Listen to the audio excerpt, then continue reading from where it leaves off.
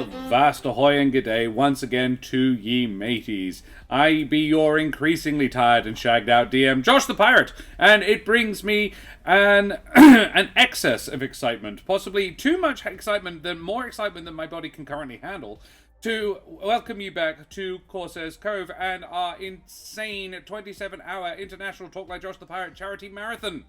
Above me, I have my hardy crew. It's Karen. Ravensteel! Hey, Ravensteel, good to see you. Long time. Hope you're well. We've had another donation, Karen. Oh, we have? First to point out, Promethean dropped $20 on us a little while back, but there's been another one since thank you. You now have four tickets in the draw. James something or another. Name's Leslie Miller, who I have no idea who you are, but thank you for your excellent donation. You're brilliant. You now have 10 draw entries in the draw for the prize. Oh, birthday bits! Yay! Thank you. Thank you for the birthday bits. As well, I promised to make you a Humblewood themed cake, didn't I? Well, you've got 4 days. I need to sleep for one of them, though. In fairness, you've actually only got 3 now because I forgot it's Monday. Shit. It's probably because I haven't slept. Yeah, I have to sleep on Tuesday, and I'll think about it Wednesday night. Hey, Karen, who the absolute heck are you? I'm Karen. I'm a writer, a performer, an internet addict. I haven't slept much for the last 24 hours, so I'm fumbling my words a little. You haven't slept much in the last 35 hours. Yeah. Actually. It turns out when you're really wired up about something, your brain's like, no, you can't sleep. You must think about things. A lot. Yeah. Are you sure that you built all the correct times on those social media tweets? Social media tweets? Social media posts that I had to schedule. I don't know. I'm talking shit. I am also in a D&D podcast called There Be Dragons. It's really rad. I play a silver dragonborn badass with a huge axe that is now also silvered. Nice. Yeah. And yeah, I have a cabaret show at the Planet Royal on the 9th of October. If you live in Perth and want to come to that. If you live in Kalgoorlie in Western Australia, I will be there on the 27th of October. I'm doing puppetry at a poetry slam because this is my life. Yes, I'm also here. The choices we have made. Yeah, I'm also here Monday and or Thursdays, usually, on Corsair's Cove. Glorious. Yes, you are. Yes, you can. And yes, you do. Silver axe. Nice. Of course. Yeah, yes. It got a chunk bitten out of it by a sort of weird rust monster, and then when I had it repaired, he silvered it. Yeah, so the dwarf, it is now a +1 silvered axe. Gary likes that idea too. Yes. And Madame et Monsieur, Dame und Herren and beings of indeterminate gender and persuasion, I be Josh the Pirate, and you can find me here on my channel, Corsair's Cove, where I'm occasionally interrupted by my dog Siri, and where we run D&D, mostly. Occasionally we run other systems like, I don't know, Call of Cthulhu or Mutant Chronicles, or, as we are about to do, Last Shooting, which is, I don't want to go and say it's one of my favorites, because I've only played it the once, but I really enjoyed it when I did. I thought it was really cool and interesting, and just a different way of telling a story. And I think that's the trait, because Corsair's Cove for me has been about a few things. It's been about building a community and audience interactivity, but it's also been about telling really good stories. On the back of my personal business card, I have a saying, let's show the world something that they've never seen before. And it's a sort of one of the things I try and live my life by. This aspect of, I'm a storyteller, I'm here to tell fun stories in an interesting way. And I think Last Shooting is a really cool way of doing something like that. If you like my majestic voice, but you think I could stand to tone the face down a little bit, I am also in the D&D podcast There Be Dragons, where I play the infamous and deadly pirate Skern Felspar und his little dragon Grosh. Welcome back, Deck Strength Con. Matt, good to see you again. Lovely to... I'm sad I was asleep for not nearly enough of your game, to be honest. I would have preferred to sleep through the entire goddamn thing, but I didn't. I just tried. It was great. I now really want to play Call of Cthulhu. Vampires and vampire spawn. Are vampire spawn supposed to be dumb, or are they supposed to be intelligent creatures? They have an intelligence of 11 and wisdom of 10. They don't give any advice on running the spawn variant, but they give vampires a normal melee fighter and a spellcaster stat block, but not the spawn. Any advice? Ooh. I think the thing is, in my headcanon, Spawn are very much under the sway of a vampire lord, and it's up to your own sort of internal logic and canon how you make them not spawn, and I think that's an important sort of distinction. How does the vampire spawn become not a spawn anymore and becomes a full vampire? In my own headcanon, it is, and I imagine I've picked this up from somewhere in like media. Drinking from from the one that made them, which I think is an Anne Rice thing, and I quite like that. That appeals to me as a sort of a logical. They made you so they drank your blood, and and then they deliberately turned you into a vampire. But you don't get to be your own vampire until they let you reciprocate and drink from them. And that's I kind of like a lineage, exactly. Yeah. So that's sort of my ruling on it. So that would explain why they don't have a particularly high intelligence or wisdom. However, it doesn't mean they don't have none. They are still smarter than your average human, and smarter than your average bear. And I think they are capable of making decisions, capable of being smart. I've seen rules for spawn spellcaster variants, yeah, I think. Hope that sort of answers the question. Any advice for running the spawn variant? Yeah, basically, it's a Yogi reference, yeah boy. Ardana says she runs, or the Lawrite rather, says they'd run vampire spawn like they're their own person and make their own decisions, but they can't willingly harm their sire or willingly disobey a direct order. I like that as well, yeah. They're just lower tier vampires. I actually don't hate the Twilight lore for new vampires, where basically they're just like a hyper-aggressive, strong version of like a normal vampire. They basically get all the kind of strength and the bloodthirst, but they don't yet kind of have control. The control, yeah. So they, like, it's not that they're unintelligent, they just have very low control over their impulses. Like most babies. So all they can really do is kill and feed, because that is their overwhelming impulse for the youthful period of their life. Which does track for vampire spawn as well, because they aren't as smart. They are far more bestial. They're often portrayed in the art as far more aggressive and like attack dogs rather than a trained hound, exactly. So all of these are options, I suppose, is the answer. Basically, pick your lore, because you will struggle to find a more storied mythical creature than vampires, with the possible exception of dragons.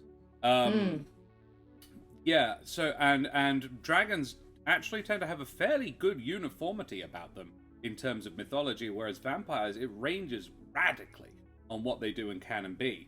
For example, I really enjoy that traditional, like, Bram Stoker vampires have a thing about counting. It's like an obsessive-compulsive disorder about counting shit.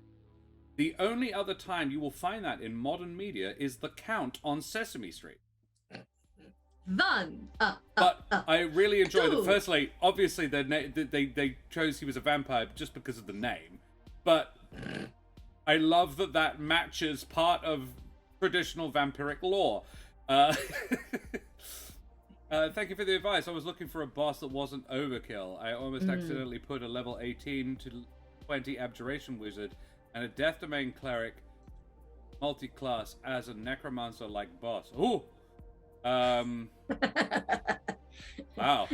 The Lawrite happily tweaks D&D vampires to be even more powerful, but also, in some cases, benevolent. The best bosses are, the best BBEGs are. Yeah. It's like, I might be benevolent, but you've got to find the right emotional trigger. Exactly. Also, how cute is that picture cool, of Siri? Also, I learnt, because some of you may have noticed the Queen of England died. You might have seen it on the news. Oh. Yeah, I know. Did you miss the wall-to-wall coverage? But anyway, she's related to Vlad the Impaler. Yeah. So technically, the Queen is related to Dracula.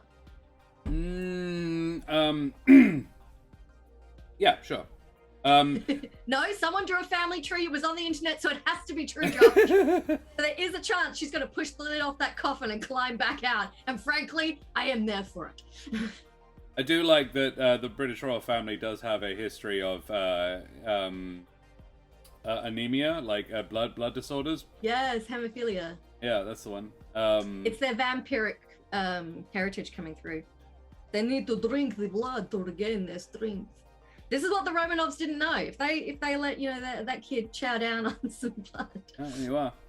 Ravensteel, constant learning and growth is always fine. I think actually as a DM, I personally rely on my players to know how their characters work.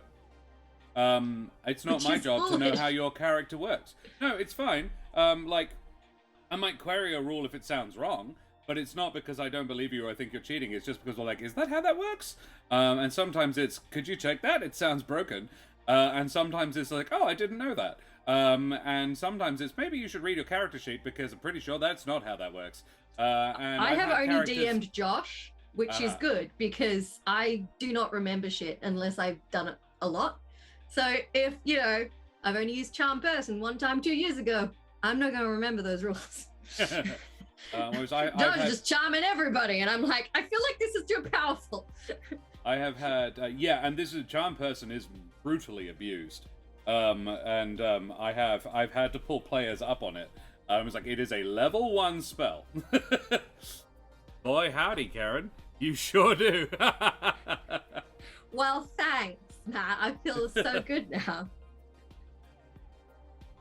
Here, I know the basics of most classes, but make sure my players know that it's their job to know how their characters, spells, and skills. This is the thing. It's why I always recommend for a new player, you start off with a non-caster. Start with a martial class, or at most, a partial caster. The trick is, partial casters are probably the hardest to get good utility out of, because they're the all-rounders. They tend to have some of the more interesting abilities, but if you want something good to start off with, a fighter is not a bad pick, though don't go Battle Master, because they are quite hard to get good utility out of.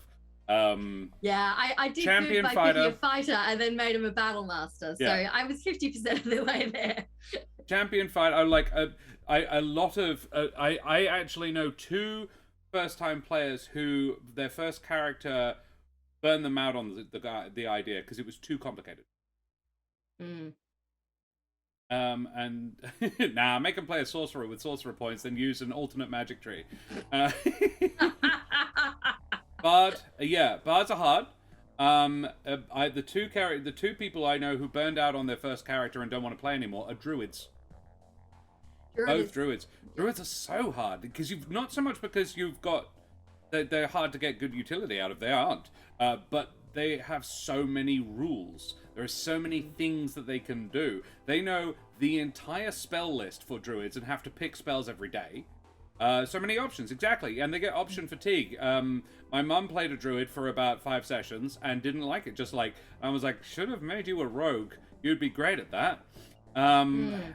Thinking on your feet and social interactions. Another friend of mine, she played it got about 20 sessions in, but just like, the thrill of turning into a tiger just isn't fun for me anymore. Because the tiger stopped being that OP at level 20. I was like, you shouldn't have let her turn into a tiger at level 1 anyway. That's fucked. Anyway, we came here to do something else, but we should talk about why we're here. Yeah, no, happy to go on random tangents. And look, we're here for 4 hours. I personally think we need to return to traditions for casters. Wizards treats martials like dirt. Some do. Wild magic's fun. First player was a character. First player character was a ranger. Still my favorite. Wow. See, my first player character is a ranger, and I love rangers, but Scan is hard. Scan's. He's getting there. I am very happy with Scan. I'm very happy with where he's at, and I really enjoy playing Scan. He fits me like a glove. He and I are quite alike in a lot of ways, but Scan is rules as written original Beastmaster Ranger. Currently, we are addressing this. Make the choice. I've made it, man. It's made. I told you last time. But yeah, the original rules as written Beastmaster, not great. We're addressing it. We're fixing it. The choice is made. We'll get there. I was referring to the session, not the other stuff. Oh, sure. Dude, I haven't slept really. I've closed my eyes and sort of my breathing has changed a bit for an hour or so, but I haven't slept in 35 hours. I'm still awake. I'm awake. No, you're not sleepy. I'm sleepy. What? Yeah, if anyone's wondering what I'm doing with my hands, I'm knitting to help keep me awake. I'm masturbating furiously. Whoa! Children's charity stream. I'm so tired, Karen. This was your idea! I just didn't stop you. That's your job. You're my wife. You have one job. Anyway, last shooting. Let's tell the lovely people about last shooting. You got blood in your caffeine system? Dude, I don't really do caffeine. You know this. Alright, yeah. So, the thing we need to talk about first, speaking about Furious something or another, damn lol, is we need to talk about International Talk Like Josh the Pirate Day and Master Baking Conversation. Of course Rackham did that. So, before we need to go any further, we need to mention Childhood Cancer Support, who this whole thing is in aid of. Is it not, Karen? Talk Like a Pirate Day is all about sick kids and supporting them, but also, crucially, their families as well. Childhood Cancer Support provides counseling services, family unit accommodation, hospital and airport transfers, and social support services to families of children with cancer. They make one of the most horrible things that can happen to any parent that much easier by taking the load off the logistical side of their kids' treatment and offering support services that help them through that treatment. They do so much important work, and I love that we have thus far raised nearly $2,200 to help them do that. Bloody sick. Toward that, 4 wonderful sponsors and a whole bunch of awesome people have given up their time and prizes toward this charity stream today. Wooten Forge, Roll with Advantage, Meeples and Dragons, and Mike Moans have all donated to the prize pool, and every 5 Australian dollary dues you donate can get you a chance to win something gorgeous and D&D related. We have 4 stemless wine glasses from Meeples and Dragons, and occasionally one will pop up next to me. We have, and I will type 11 sets of dice. Meeples. Yeah, tell me more, Karen. 11 sets of dice from who? 11 sets of beautiful dice from Roll with Advantage. They are another Australian business that makes so many pretty dice. I can't even bear it. And they also do enamel pins and stickers. They've given us a whole bunch of stickers as well as dice to dole out to our lovely prize winners. That's true. Then there is Wooten Forge. The incredible chaps at Wooten Forge have given us a couple of these gorgeous things. This is mine, you can't have it, but there are other ones. They have given us a She-Oak Dice Keeper and a She-Oak Adventurer's Chest. The Adventurer's Chest contains enough room to keep a couple of minis and a set of dice, and the Dice Keeper has 3 full sets of dice, all in little padded chambers, and a padded area for your minis as well. There's one up there. That's the Adventurer's Chest. Up there on the stream. I just pointed at the screen, you can't see, but it's the thing, I promise. And it was the one before it turned into our dog. Before it turned into Siri. Yes, they are gorgeous things as well. The wood, the She-Oak wood is one I wasn't aware of. It's a West Australian wood. They work in exclusively Australian and exotic hardwoods, usually reclaimed woods as well, which is really groovy and very much speaks to my, I'm an upcycler myself. And yeah, it's really, really cool. I've got a Jarrah one here, and it's gorgeous. Look at the timber. Look at that. Isn't it gorgeous? And the oil they smell use really is good nice. as well. I cannot express the oil they put on them. Smells so divine. Mine still smells amazing. I've been using this for months. Mine, I've had mine for like 2 years, and I would have thought it is in the top 10 of my most used possessions. My Dice Keeper, because I roll almost all the dice on the channel. I roll in that Dice Keeper, because one side is the box for all the dice, and one side is a rolling tray with a leather embossed thing with laser printing in it. You can see the logo in there. Little Wooden Forge logo. Little Wooden Forge logo. Just really, really stunning stuff. And Aaron and Nate are splendid humans who do an awful lot to support their local D&D community. Speaking of other people who support their local D&D community, Mike Moans has chipped in a Fights and Fancy D&D starter kit. This contains a booklet of like a character sheet, but it's a book, and it contains everything. So if you want to start as a druid as your first class, it contains options for wild shape. It contains the rules for those options. It keeps all of your spells in track. It help you track your hit points and so forth. It's got little note places to have note paper. It's even got doodle paper, because obviously sometimes combat happens.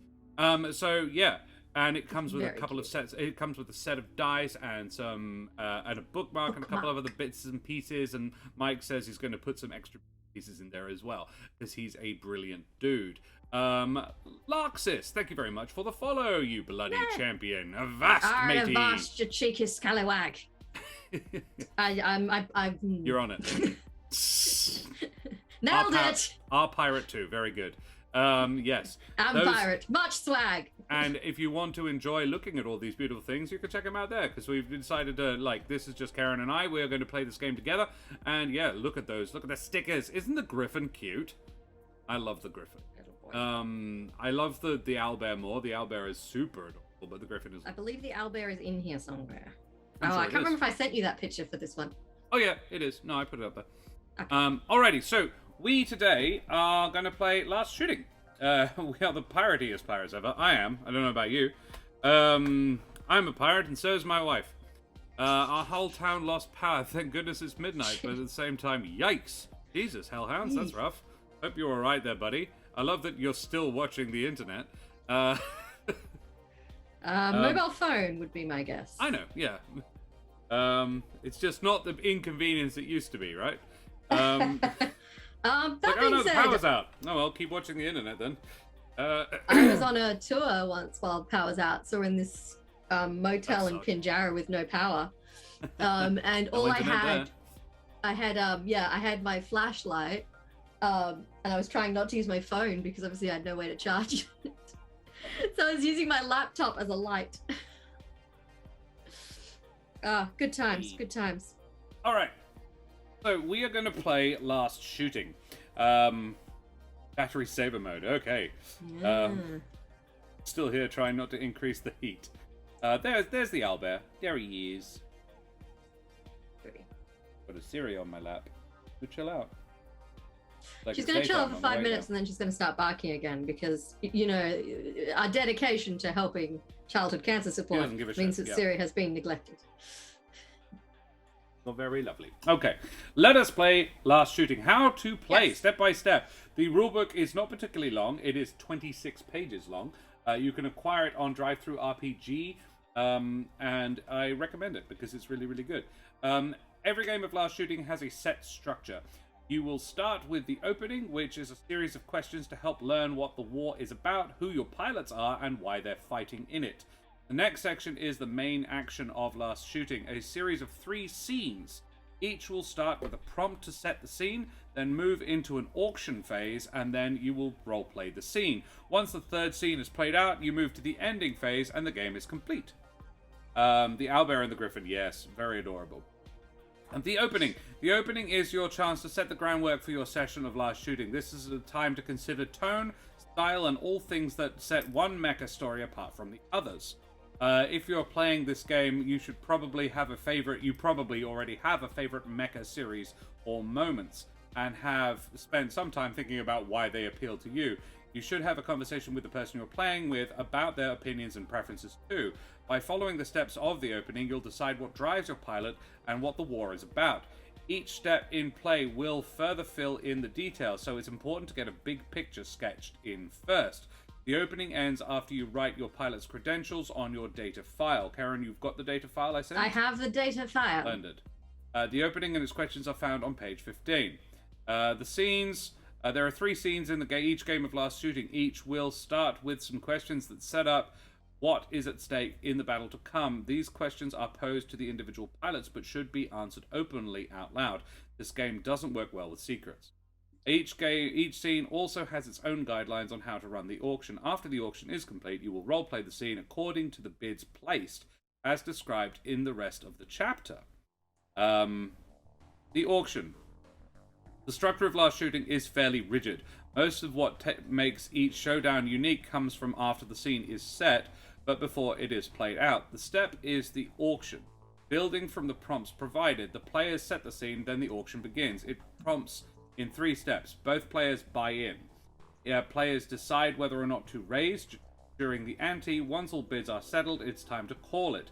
Determine who wins the scene and how the scene actually plays out. Zoids, come on, roleplay auction. Let's hear your best auctioneer voice. Omi listing some. Gundam, Voltron, Orlando Zero, Aquarion, Gravion, Evangelion. I mean, the list goes on. I take that back. I have heard of Evangelion. Yeah, you know Neon Genesis. And I talk to you about Battletech all the friggin' time. Well, I don't know if you listen. And that's fine. I do my best polite, supportive wife face. Yeah. After playing the scene, the winning bidder gets to claim a reward for their trouble. Your resources. Your bids come from the resources listed in your data file. When you begin, the data file will look empty. The items will be on it will be defined and later destroyed when they are bid. Something cannot be placed as a bid without either defining or destroying it. Note that biddable resources on your data file are everything below the word resources. So, the spaces in the pilot credentials section describe your pilot and their machine, but have no purpose in the auction. So, the sheet, Karen, as you look at it, the credentials are name, call sign, age, gender, faction, mech, and production run. You can draw an emblem if you like. Literally everything else, mechanical resources and technical and personal resources, are all biddable items. You can, in one section, Brendan and I decided that you can't bid something, you can't define something, and then destroy it in the same scene. I have no idea what's going on. I've played D&D with friends for 25 years, but never with official rules. Ooh! What did that look like? So, I'm presuming 25 years, you would have started at, like, second ed, first ed? Or did the DM basically teach you and you've just sort of figured it out from there, Laxis? Well, we are playing something a little bit different. We are playing almost something as far away from D&D as is possible to be and still be a TTRPG. Second ed. Like it. Laxis, that is hot and spicy. Very cool. Love it. So yeah. For instance, if a player... so, note that biddable resources on your data file are everything below the word resources. Yeah. For instance, if a player bids their signature weapon in the first scene, they may define it as a high-yield bazooka fed by a revolver drum. Which is pretty cool. Later, they can choose to bid it again. They know it will be destroyed. You can choose to destroy that as your bid. Whether it is left as an exploding trap or melted by their opponent or meets some other fate depends on how the scene plays out. To bid a resource that is already defined is to guarantee that it will be destroyed. No exception. It may be difficult to bid something without immediately thinking about how it will enter the scene. That's normal. Over the course of the auction, the two of you will have a chance to refine those ideas, and then playing out the scene, you'll put them to their best use. The process of playing scenes in the auction system can be kind of like the steps of making an illustration. Your bids are like putting in a rough sketch. Calling it is like laying your inks, and then role-playing the scene is creating the final piece. Just be open to improvisation and surprising one another and yourself along the way. How can you be tired and follow these rules? I'm confused. Fortunately, Cranky Yank, I've played this before. It's actually... It's not that complicated, and Karen has listened to it recently. I watched the video. I don't remember much of it right now, but I think I got the gist. So, the first step of the auction is the buy-in. Both players must place a bid. To buy in, pick one of the undefined terms on your data file and write what it is, thereby defining it. When placing any bid, you can also announce what it is to the player. You must also announce what it is to the player. So you could, for example, pick the signature weapon and define it as a bazooka. That would be a bid. So your data file has a list of things that might be special to your pilot or your mech. Over the course of your bids, some of these will be defined, and in some of those, in turn, will be destroyed. Every bid you place will come from the data file and will require a change to the data file. Also, It's worthy to note that your data file will not be full by the end of this. There will probably be a lot of things that haven't been defined by the end of it, because there are 1, 2, 3, 4, 5, 6, 7, 8, 9, 10, 11, 12, 24 options. But I believe in the game there's only about 12 times that you can actually place a bid or up an ante. So, yeah, at most you will define 12 things, and that's if you don't destroy anything.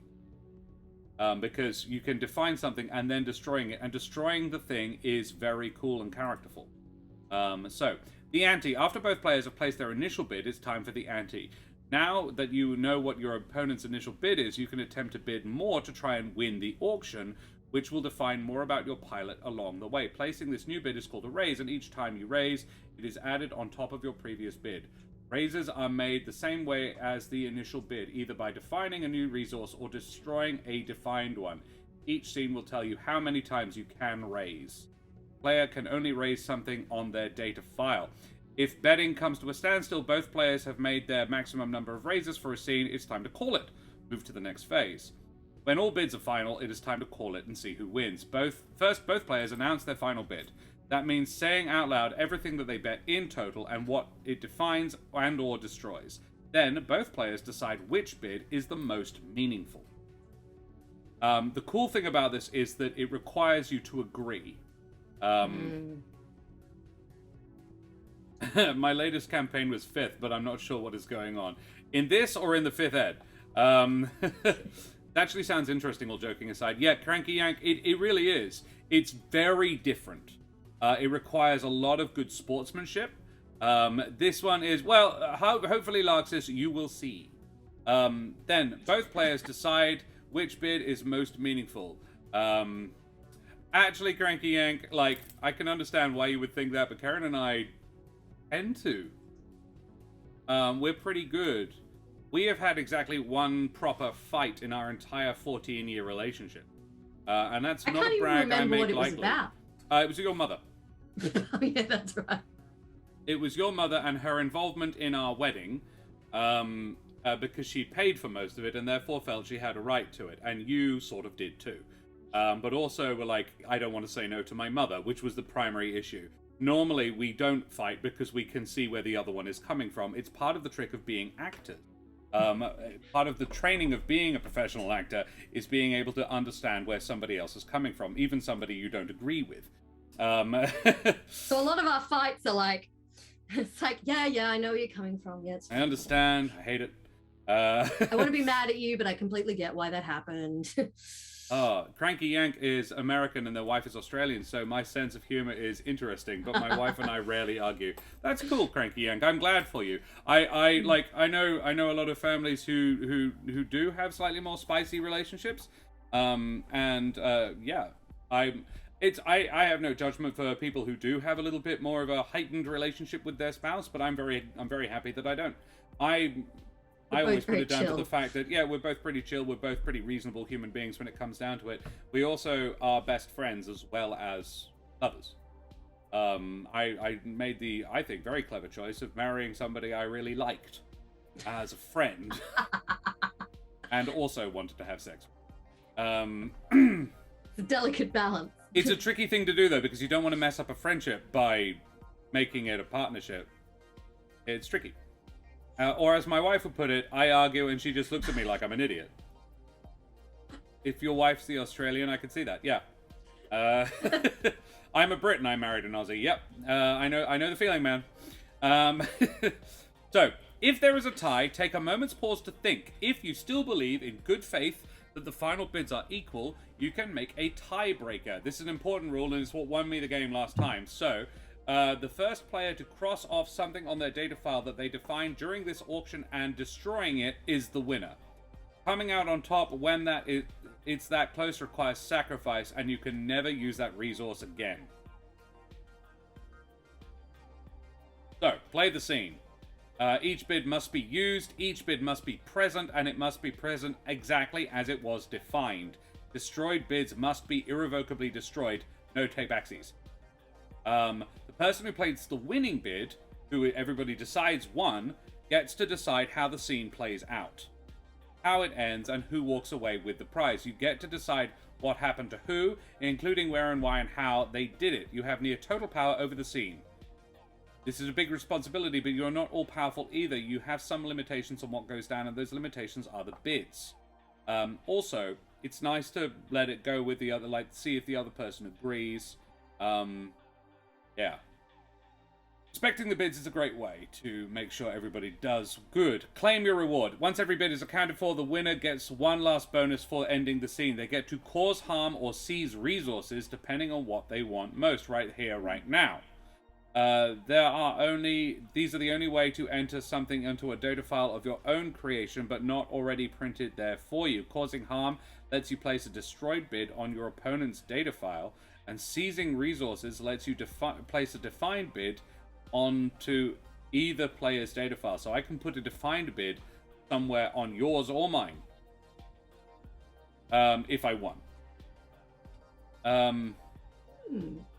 Bidding to define. Placing bids to define them is how players turn their pilots into fully realized characters.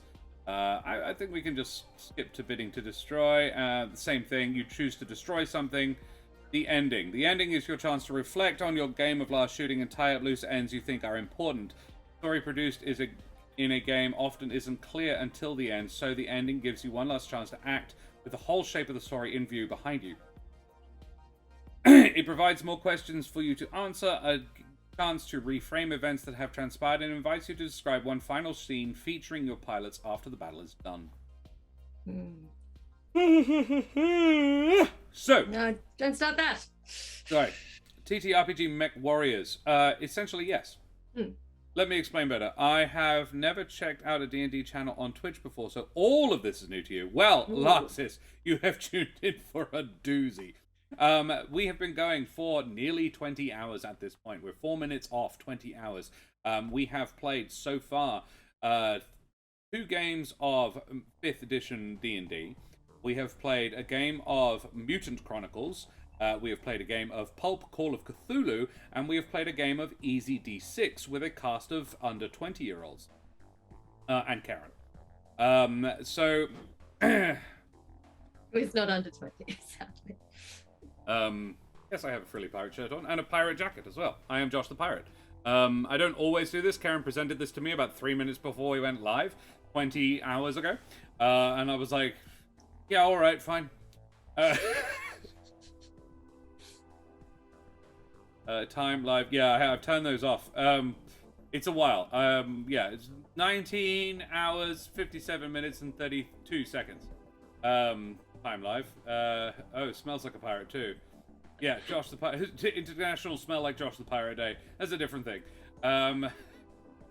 Yeah, that's why I'm not wearing my pirate shirt anymore, because it's dank. Omi, correct. You did. Jack did. Unfortunately, Dredd couldn't make it, so we didn't have the love affair. I wasn't really there for that one. That was a Karen one. Yeah, but yeah, Karen now wants to play that game. So yeah, if you want to go back and watch the VOD, there's quite a lot. But yeah, for the next 3 hours, Karen and I will be trying to get our head around this. And then later in the evening, in 3 hours' time, I will be running the penultimate episode of my Humblewood campaign of Midnight and Madness. The Humblewood campaign has been going for... This is the end of the 6th season, Karen. 12 eps. And yeah, this is the penultimate episode of the 6th season. 12 ep seasons. We've also got sort of about half a dozen... There is a canon 2-shot. There are 2 canon 2-shots. And a trio of canon 1-shots, I think. I think it's 3. No, it's 2. What am I talking about? It's 2. No, it is 3. Yeah, it's 3 canon 1-shots. So yeah, all up, next Mondays will be the 80th episode. Because the next season of Humblewood, Monsters and Magic, the start of Monsters and Magic Season 3, will be on Thursday night, which is very exciting. Have you rolled in something? You smell bad all of a sudden. Now you're rolling on the floor. I'm not happy with this, doggo. She's angling for a wash.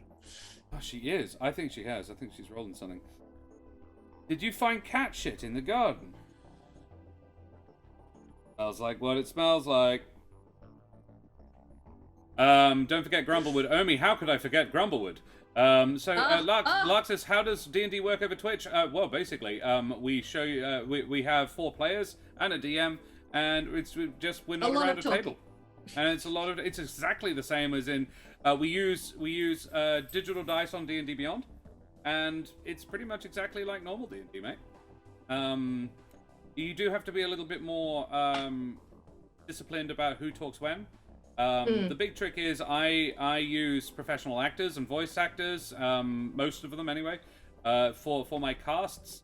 So they are very skilled at roleplay. The main trick is that there is an element of being viewed, being watched. Oh, that's sad for you. You live in Louisiana where things like D&D are poorly looked at. If there is a way I can play here, that would be great. Well, mate, you need an online group? You need an online group, buddy. There is so many online systems to support D&D online. We started playing on Twitch during the pandemic. During the first lockdown, I ran a whole campaign on Friday nights just for a bunch of my mates. We didn't finish it because they were all murder hobos, and I got pretty pissed off with them. Yeah, that's right. They wouldn't stop killing. I TPK'd them. I got so sick of them, I TPK'd them. And they were like, that wasn't fair. And I was just like, well, you did piss off, like, the whole world. Like, every quest giver you were just bitches to. So they eventually all turned on you. Weird, that. You just kept murdering people, and eventually they were like, you know what? Fuck this guy. Larxis, is Louisiana still doing the Satanic Panic, then? Check us out on our Discord. That is a good way to get in contact with us outside of chat, outside of the stream. Our Discord there, we'd love to see you there. You can hang out, meet other like-minded individuals from all over the world who play D&D. And yeah, it's a really cool and groovy place to hang out. I live in the most lockdown city of the pandemic. We were here for... We were first or top 3. Which is that? Wow. Is that New York? I am uncertain like Cranky Yank, it feels like it's New York. It does feel like it's New York. Yeah, there was a lot. Alrighty. Melbourne. Oh, you're a Melbourneite. Right. Yes, that was. Yeah, yeah they did lock down a lot. Yeah, they did. Yeah. My sister was in Melbourne. She was not happy. You're very welcome, Larxis. Welcome, and I hope you can, I hope you could join us in our community. This is a really great day for it as well. Omi, Louisiana is interesting, yeah. I know little of the States, I'm afraid. I've only been once, and it was to Maine for skiing when I was a kid. And I had a lovely interaction with an American, because I came over with a full middle-class Brits prejudice against Americans that I have, for the most part, managed to shed as an adult. But back then, I was pretty... And I came along thinking Americans were all foolish, uneducated morons. And I got on a ski lift with an American man. And I, not a word of a lie, this is a reasonable approximation of his accent. He hears me talking to a mate of mine, and he says, "So where are you two from, then?" And I was like, yeah, we're England. And he said, "Oh, are you from London?" And we were like, Reading, actually. It's about an hour west of London. It's pretty close to London. And he said, "Oh, that's really nice. That's cool." And we were like, "Yeah, okay, cool." And we were like, I was like, okay, this, like, we were having a bit of a chat, and I realized, I was like, no, just ditch the preconceptions. He's very clearly a worldly American. He knows people, he knows things. Then he turns around and says, "I've got an aunt who lives in London. Do you know her?" And I was like, "Nope, sorry, back it goes." No satanic all the watches, prejudices back in the pen. Come by. Don't be the religion of who you are talking. Don't be against the religion of the people who you were talking to. I mean, yeah. I'm American, and I still think we're all foolish and uneducated. Only in Alabama. Look, Alabama is the satanic panic, is it? Questionable elections. Hey, look, yeah. I mean, we're still making hideous mistakes, but there we go. We elected a guy who bit into a raw onion on national television. Yep. Yeah, we did. Instead of arguably the most successful female prime minister, well, arguably the most successful prime minister the country had in like 30 years, and because she was a woman, basically. And Ditch the Witch was just such a catchy slogan. Morons. Aussies incredibly sexist in their politics. Americans, as a general whole, are disappointing. This is the thing. But on the other hand, Vancouver by Night is a great chat name. Welcome, thank you. Greetings. On the other hand, some of my favorite people in the world are Americans. But another one of my favorite human beings in the world is a Russian. It just goes to teach you, don't judge people by their race. It's like, we've been saying that... wow! The fun is, my mother is in fact an ordained Wiccan priestess. That's so cool.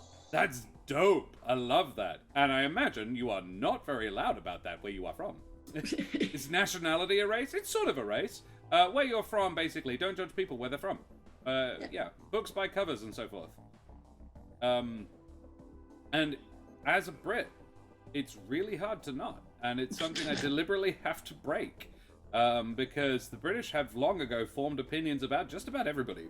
And they hold them strongly. I carry them with me, and it's really hard, particularly when those people tend to reinforce them, because broadly speaking, they're accurate. Wow, cool. See, I haven't managed to get rid of it. Yeah, but a lot of Americans are from the British. Oh yeah, absolutely. Yeah, you inherited a lot. Technically, the British are responsible for the Americans. The British are responsible badly for a lot of things. And that's why I can't go to museums outside of England without feeling horribly guilty. It's like, oh look, that's things we stole. Minnesota is pretty chill by most standards. That's nice. Anyway, yeah, I'd really tangent. like to go to the US. Yeah, massive tangent. Anyway, let's see if we can finish this game before the 4 hours is up. So, we've got a few questions to ask. What is this war about? And I'm open to suggestions from chat as well, by the way. What is this war about? First of all, we've got I feel like it should be piratey in some way, given what we're doing. Sure, okay. I think mech pirates would be pretty... Hells yeah. So, like banditry, piratey. So this is a war of extermination or a war of suppression on a rebel or piratical faction. I like it. I like that a lot. So this is very much, yeah, that's really cool. But it's just basically our right to be pirates. You gotta fight for your right to pirate. For looting. War between pirating factions. You could have 2 pirate factions. Over territory, then? I really like that idea. Yeah, that also puts them on a more morally equal footing. As well. It's a little less or more nebulous. In Mech. Jonathan Young's Man the Cannons. Jonathan Young, I have recently... Like, I had quite a bit of his music on my phone before, but I've recently re-gotten into it. And yeah, he has some belters. So what is your motivation? Put these in. There's no room for them yet. Yeah. What is your motivation? What makes a good soldier? So you have career, compulsion, conquest, constructed. They made you into a living war machine. Because some mechas are like, you're built that way. Pirates fight each other. I've seen One Piece. Yeah, exactly. Dude, Japan just did a Super Sentai series with a pirate team. This is going to be glory, idealism, mercenary, redemption, vengeance, zealotry. I kind of like the idea that mine is a merc who joins a pirate band because they're paying pretty well. Why would you be doing it? What's your motivation? I was born to the pirate life. You merely adopted it. Yes, I was born in it, raised in it. I did not see the non-pirate world till I was already a man. Okay, weird. Cool, love it. So you were born to this. So it's sort of a compulsion. Well, I've never really known any other life. Okay. I've always been a pirate. So And finally, probably my come up. brief excursions outside being a pirate, I've probably met with discrimination for being a pirate, thus driving me back into the pirate community. Idealism mixed with revenge? Damn tourist.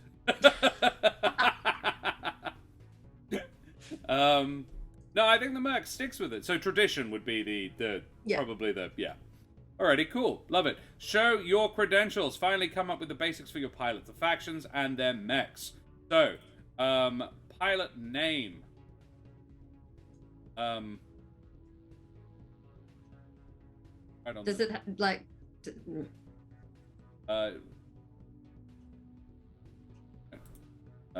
So pilot name. It could be anything. So, Anything. Yeah. So what's a good piratey lady name?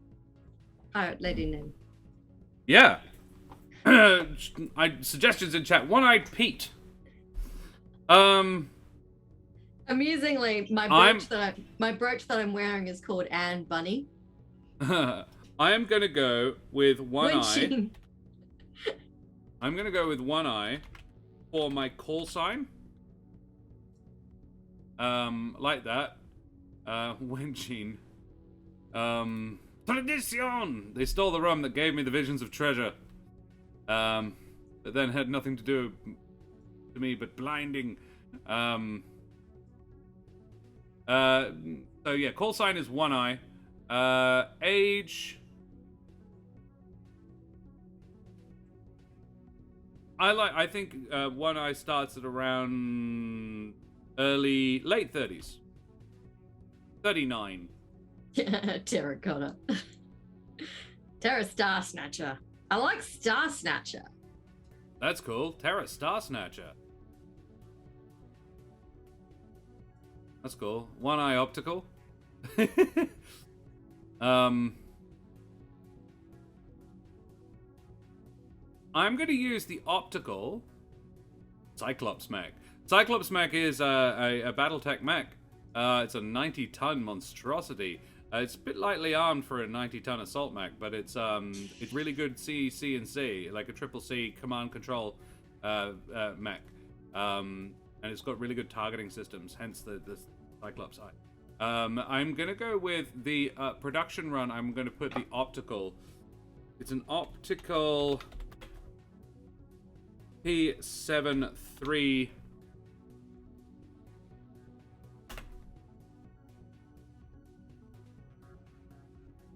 Battlesmith. Is the name of the kind of mech I run. Now, here's the trick, Karen, and something we need to actually discuss before we begin. What kind of mechs are we talking about? Are you talking the Neon Genesis Evangelion, quite tall, quite lithe, very, very anime, or the Gundam, the more sort of flighty, like very much robot suits, like robo suit sort of things? Or are we meaning Zoids, like Power Ranger Zords? You've said Power Rangers now. I'm up for it. You want to do the Power Ranger Zords? I am up for that. So almost Transformer-nady, but they can do one. Like they can turn into. Because I want, if it's Zords, I want to do the. Well, let's leave it to the person. Let's leave it to the player. So they can turn into a. Yeah, they can be beast shaped. They can be person shaped. They can join together with others to build a mecha, a bigger mecha. Yes, no, maybe? Yeah, that's kind of cool. Okay. Zoids was its own show. Oh, that's right. Yeah, Zords. I think Zords is the Power Rangers ones. That's the one I was meaning. Starfighter to humanoid, but also have a hybrid in between mode. Yeah, I think that one is a choice for the player. Like what animal it would be and whether or not, and what it, like, you have two forms that it can be. I think is a rule that we should impose. Well, I'm just saying, it could turn into a boat. Yeah. Alrighty, so where are we fighting this? Like a terrestrial planet? Yeah. Okay. Islands. What's the like moon an with all archipelago. that's like? What's the moon that's like all ocean? Ganymede. I want to say Ganymede. Yeah. Oh no, the moon that's got actual water on it is Ceres. But that's more of a planetoid because it doesn't actually orbit anywhere, I don't think. It's a moonlet, little worldlet. I think Ganymede is the one you're talking about that's oceans. Sure. Although, could be Titan. Why are there mechs? Why aren't there mechs? Why are mechs? Look, the rule book said that we had to pick a mech. Europa. So, I see hey, oceans. yes! Alrighty, so this is Europa in the semi-distant future where they've done a bit of terraforming and the oceans are actually water, so we can be pirates? Yes. Ice, there's like ice plains and then seas. Cool. So you can fight on the ice. Or you can, like, go in the ocean. If you want to Space turn into pirates. a speedboat. Speedboat. I love it. Yeah. And just zoom away from the battle as an option. To answer Larxus's question seriously, there are mechs because that's the premise of the game. Unfortunately, this is called Last Shooting and it is all about mech combat. It could be played in another way, like it is based on the system called Final Bid, which is a much broader system, but this has been customized for this. Go Gadget Speedboat! Yeah. So my faction is called...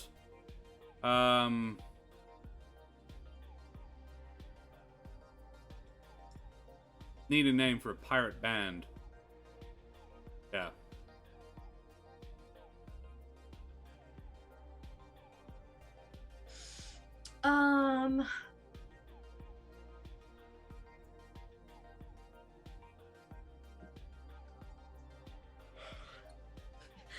Meteoroids and booty.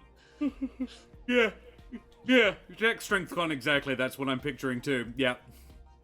Transformers morphing into a French galleon. I'm gonna go with... Oh, I know what the mech is gonna be called. Plunderers of Europa. Stellar Scallywags. Give sails. If you don't, which do you want? Interstellar Sun Snatchers. Oh, all of these I are want strong Plunderers entries. of Europa. Damn it, that was the one I wanted. I will have the Stellar Scallywags then. I'm actually going to modify it slightly. I'm going to go the Scallywags Interstellar.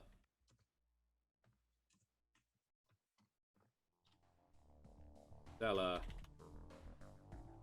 And Good my reason mech. to war. Yes, we both wanted to be the Plunderers of Europa. Yeah. But That's I got there first. You win this round, Schlink. Mwah. It's treason then.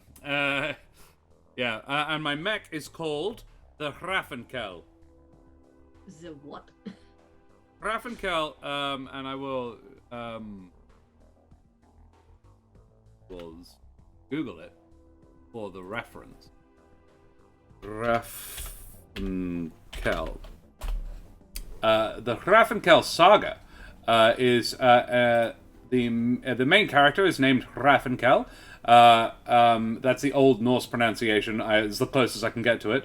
Hrafenkel's saga Freyasgode.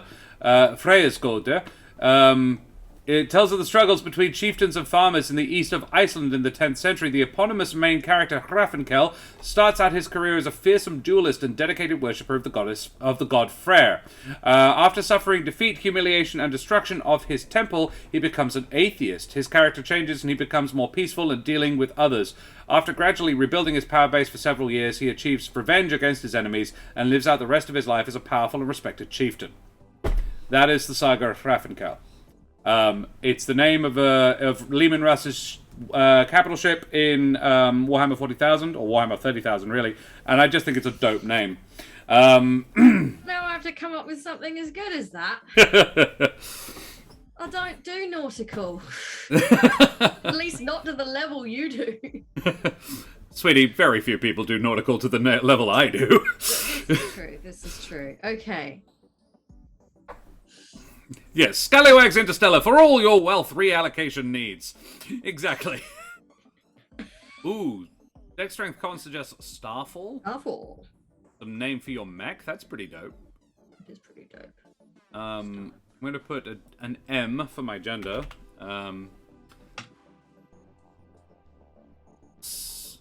heteronormative piece of crap that I am. Non-binary, just FYI. He did that for, what do I want to call my mech? What do I want to call my mech?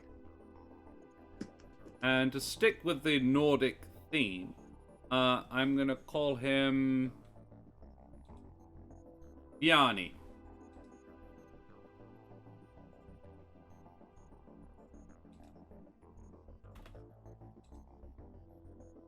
Bjarni Bjarnison.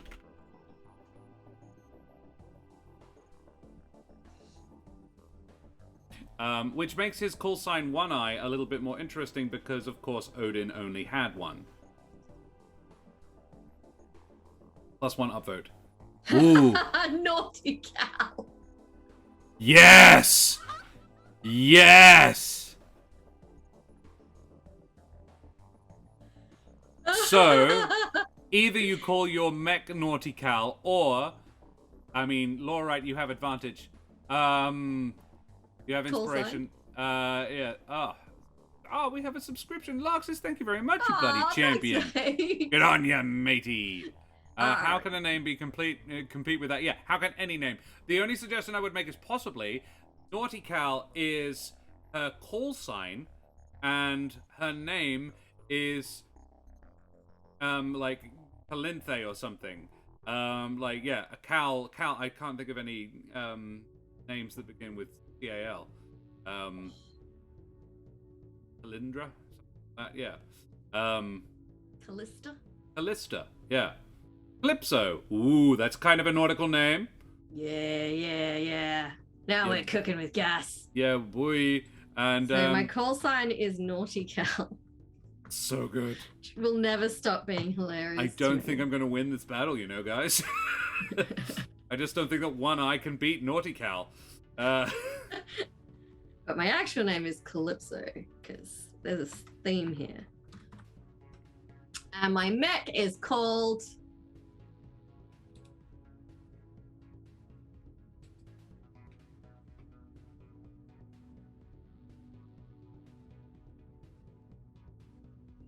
Plunders of Calypso, not a cow, and something to do with star or ice.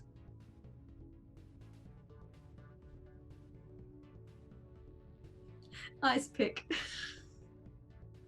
That'd be pretty cool. Calypso's Wrath, Ice Rend. Oh, that's cool.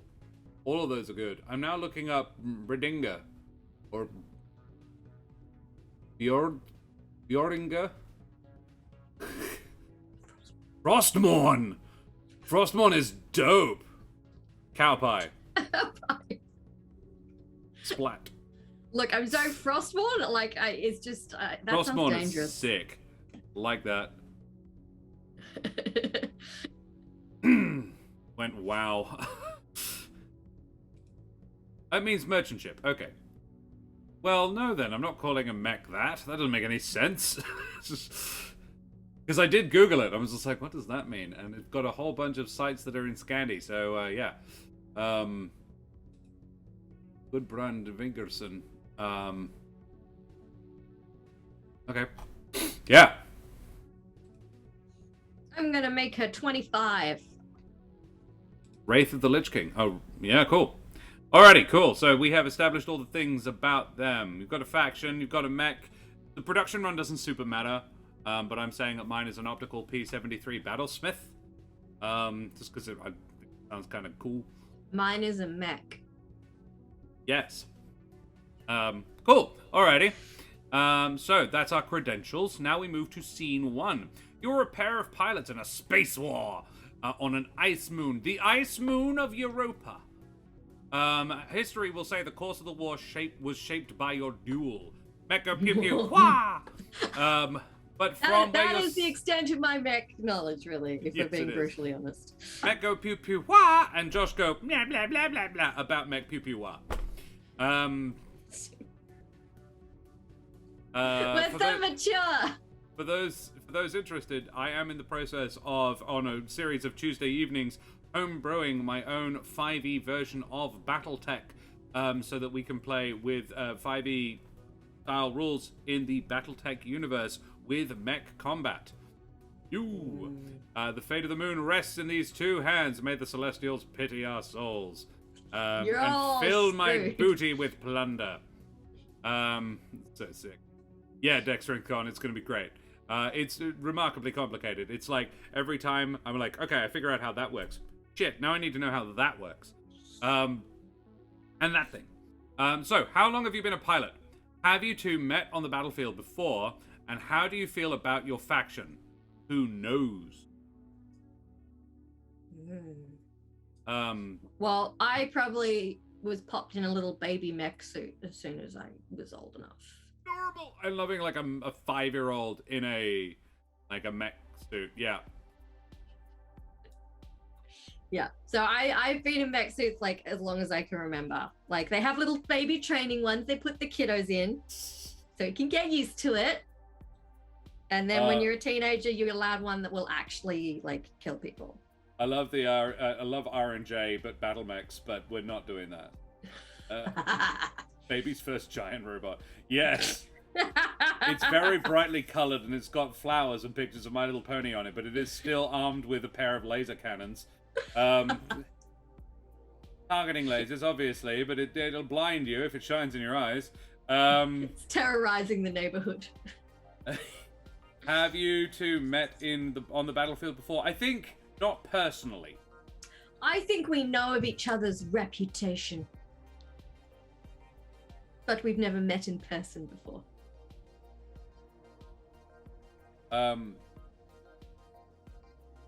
I do apologize for my newbiness, but I will be in contact with a way I can contribute to this awesomeness. Larxis, absolutely. Be in touch, buddy. Bazooka Blaster Barbie, the newest hit from Neo Mattel. Amazing. Yeah. Star-crossed battle mechs. Maybe we fall in love when we meet this time. I mean, there's a fairly major age. In battle. There's a fairly major age gap, but all right. I'm not old are you? opposed to the idea. I'm 39.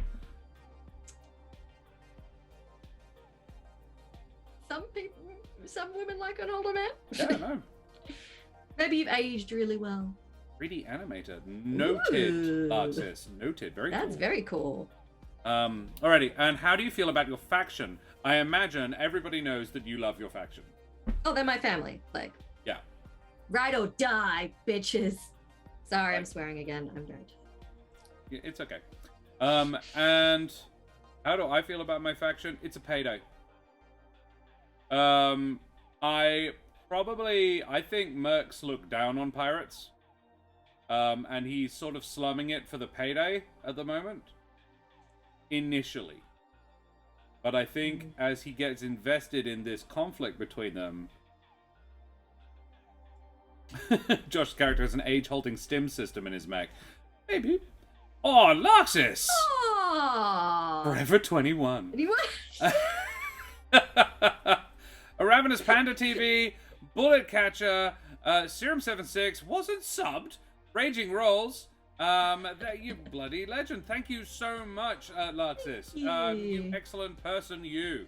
I will give all of my players in the next game inspiration on behalf of you, you splendid being. Thank you very kindly. Said that a bit strangely. Thank you very kindly. Alrighty, set the scene. Scene 1 establishes the first significant encounter between your two pilots. Feel free to use one of these suggestions to set the scene for your first encounter. Come up with your own suddenly. A sudden evacuation, an ambushed convoy encountering a scouting party. I like the ambushed convoy idea, but we both ambush the same convoy. Yes. Hello, Baba. Fury. So lovely. Yes? Tear yourself away from those beautiful brown eyes. Focus. Just being so very cute. Yeah, I reckon it's a convoy ambush that we don't do together. But yeah, you come from one direction, I come from the other. Oh, you guys already ambushing? Awkward. It's like, hey, this is my ambush. Well, Helvig's gonna die again. Yeah. Scene 1, auction. Each player may raise a maximum of 2 times. So nobody may place a bid to destroy except in the case of a tiebreaker. So, that's it. We make our first bid. So, first of all, you must bid a thing as your buy-in. I am going to enter straight away with an alternate mode. This is my Transforminator ability, and it's either a giant warrior mech, so like a humanoid mech, and at this stage, I don't think he can sort of Voltron with all the others, but he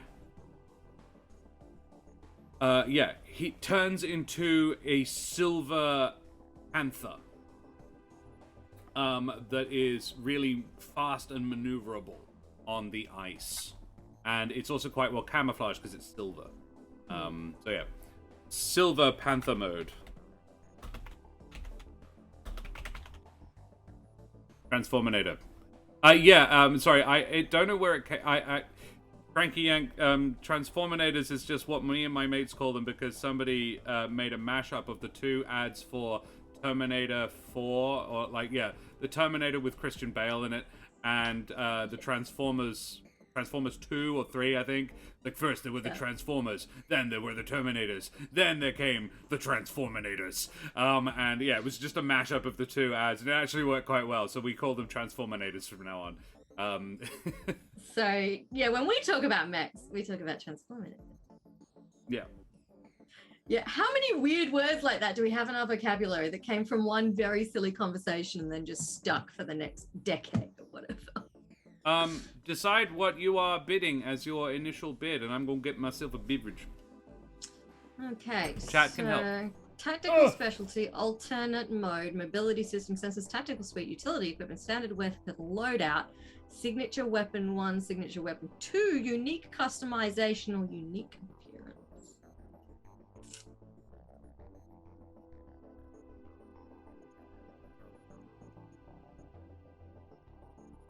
You know what I want, guys? I want a signature weapon that, like, shoots, like, ice bullets. Because I'm on an ice planet, I can never run out of ammo. I can just scoop up some, like, snow or whatever off the ground, and then boom, ice bullets. There we go.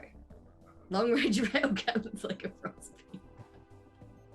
Okay, ice bullets or frost beam? Putting it out there into the universe. Shoulder mounted. Ice missiles?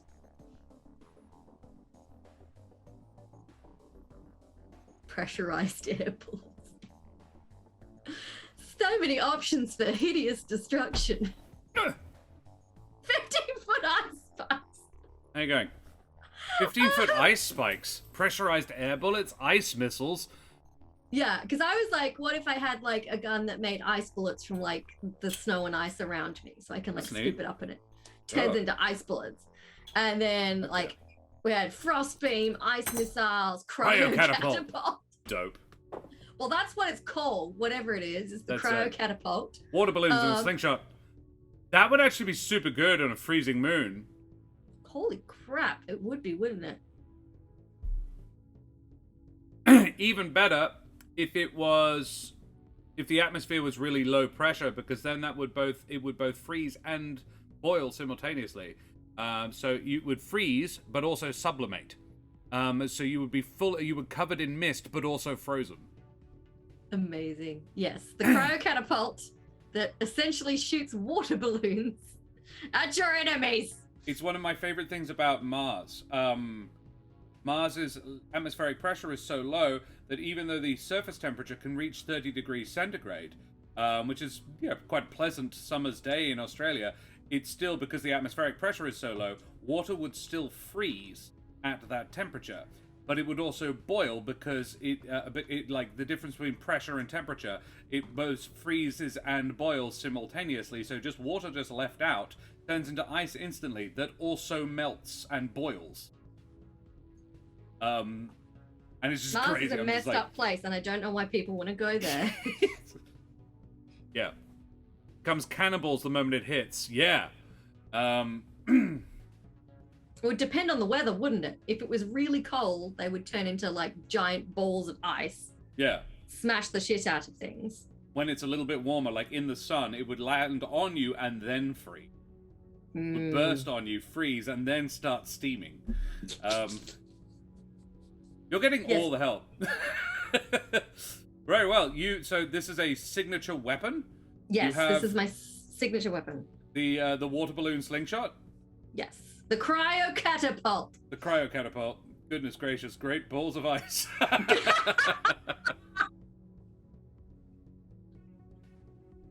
Oh dear. Alrighty, cool. So pop that in your signature weapon, and well, I'm gonna have to raise now.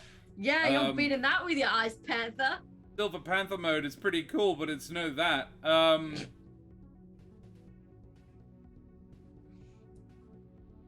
Ooh.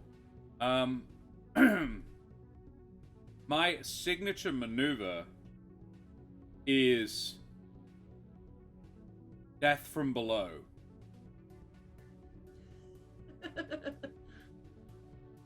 Tiredness of Looney is among me now. Cranky Yank, Karen and I are always like this. Like, you should see us, just any mano a mano tends to go similarly to this, and I kind of love it.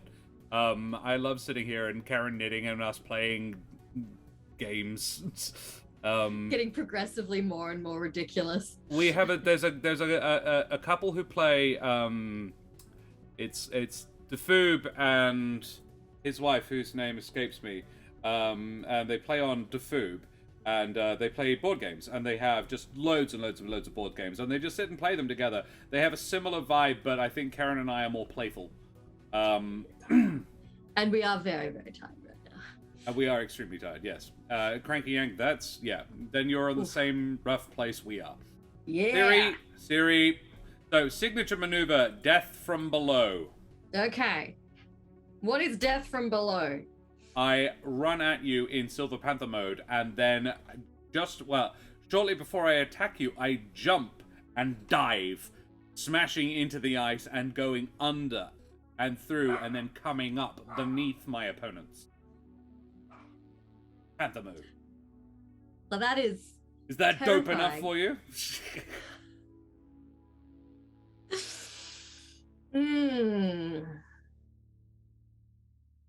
So a cat that is a mole. It's a mech. It's a panther. No, it's an ice shark. You're a panther. I'm an ice shark. All right. Ooh. It's a robot. It doesn't really make sense. I don't think it can burrow very far, but yeah. Let Omi one up that. You don't smash into the ice. You phase into it for added stealth when attacking. Alright. I'll go with that. I'll take all the help I can get, because I'm going to need it. The Heimlich maneuver. Yeah, comes up behind and grapples. You look like Ichoki, darling. Crunch! Death from Below sounds like you need to go. Had a really heavy Mexican. It's like, ate too much curry, guys. It's Death from Below. What the person in the apartment below calls it. Oh my god, okay. Signature maneuver is Death from Below. How about you? What do you raise, or are you happy with your initial? Hey Moose, good to see you, mate. Must have been the turmeric.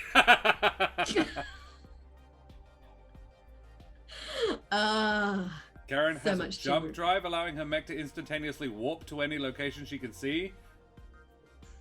You giving her Misty Step? Misty Step works though, because... Or is it that I can I have like a mechanism that allows me put out a big burst of mist so I can then move concealed within the mist.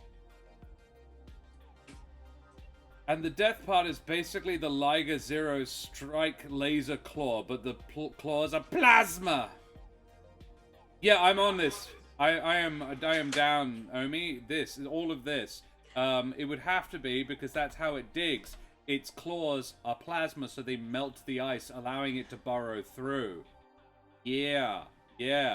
Getting 2 for 1 there as well, because that's describing the a signature weapon as well, which I will have to do, I think, as my other raise.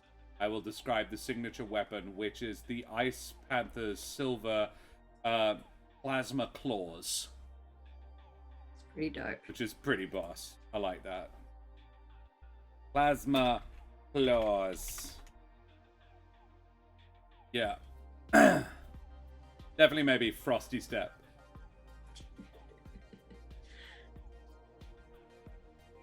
Ooh, or maybe do I have like super cooling pads on my feet, so if I step onto the water. Ooh, you can water walk. Jesus, Mech! And that is Frosty Step. I like that. So is that, what would that be? A unique customization? I think it'd have to be. Yeah. Or a tactical speciality? Maybe a mobility system? That makes sense, doesn't it?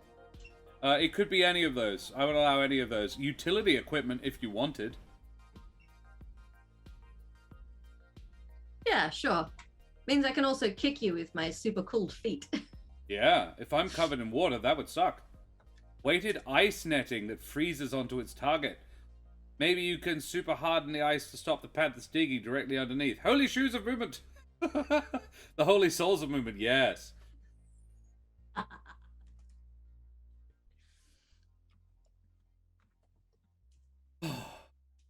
Karen, I am exhausted, but I'm having such a brilliant time. It's fun. Of the last 20 hours and 41 minutes, I've been live for 12.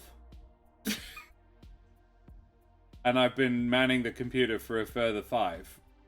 But, yeah. Backup melee for the Panther. Panther's teeth are high-frequency blades circa Metal Gear Solid. Also very cool. Noted for the next round. I am done. I can't do any more. I have Silver Panther mode, Death from Below, and Plasma Claws. Cool. So I have Cryo Catapult and Frosty Step with my super cool feet. Do you want to raise again? Or are you happy with the 2? So, because you put out... The Cryo Catapult was your initial bid, and mine was Silver Panther mode. Then I cranked in Death from Below, and you added the Frosty Step. And I then added Plasma Claws to make the Death from Below work, and I just seemed fair, because it sort of came as part of Death from Below. Mm.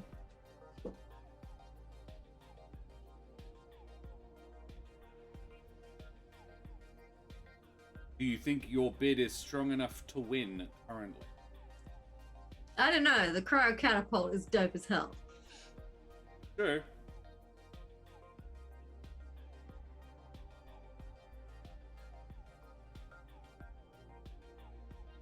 Here's the thing, Dex Strength Con. We've met. We don't really know each other. So why would she have a weapon that is specifically designed to deal with my signature move?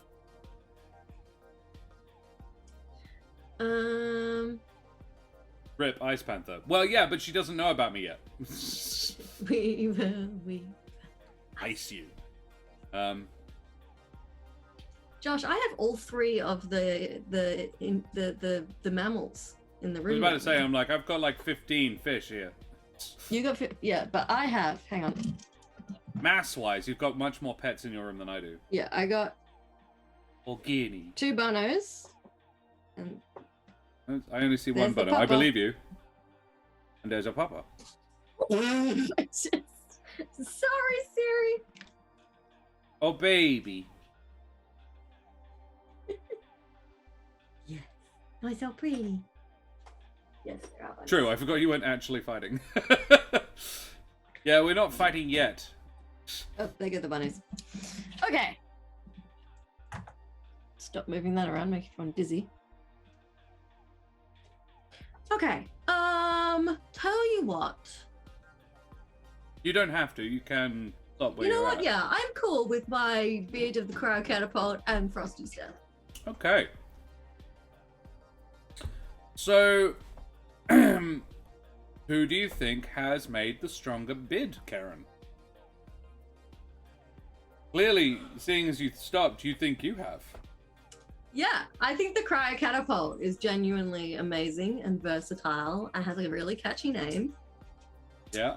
And Frosty Step on an ice planet that's part water, part ice, you know. Very versatile. Okay.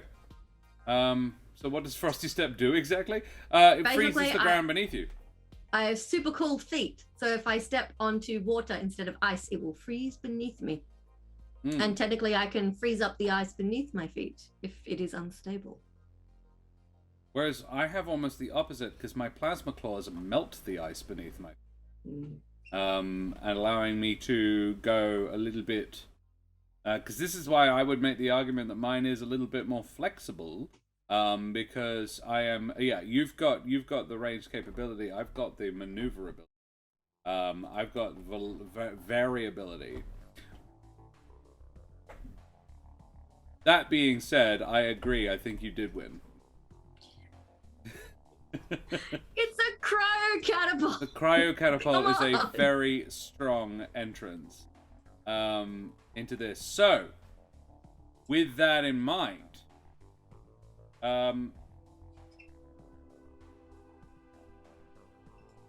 No deck strength cons on your team. Maybe Eric's ahead on sheer speed. Ooh. I would say I would like to see what Karen would put in as a third thing. Okay. Because I reckon currently it's very close, but I think you've got a third thing to put in.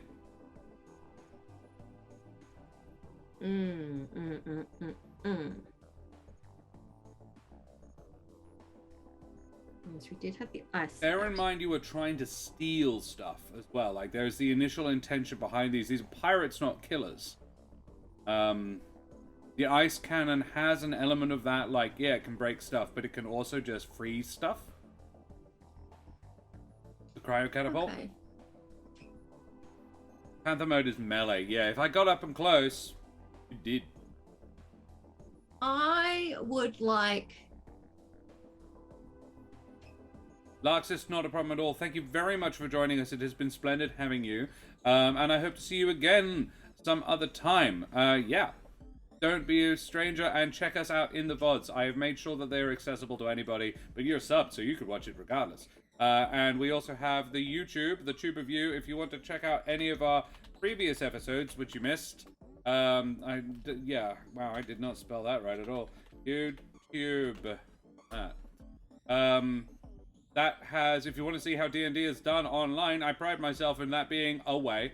So yeah, you can check that out. And yeah, all of my episodes of Humblewood are up there, as are all of the ones that if you enjoy Karen and me playing D&D, we play a one-on-one campaign, which we take it in turns to DM. That Manu a Manu is up there as well. So if you enjoyed us, up to you to check that out. I think Karen wins, as even if she misses the range shots, Josh gets in range and goes under the ice. Karen hardens the ice under her. And now the thing is, can you cool the ice faster than plasma can melt it? Fair. And if I come up underneath you, I break your feet. That's mean. I think about kind of something that would be good for stealing. Can I have like a very small extendable arm? Ooh. Like, rather than just my normal mech arms, I have like a third arm, and it's very small. It's specifically for getting into small things. Grabby arm. Okay, sure. Where would you put that? Lots of long fingers. Unique customization? Yes, it would be a unique customization. My extended grabby arm. My reacher grabber. Reacher grabber. Yeah, it's like a T-Rex head on a stick. Yes.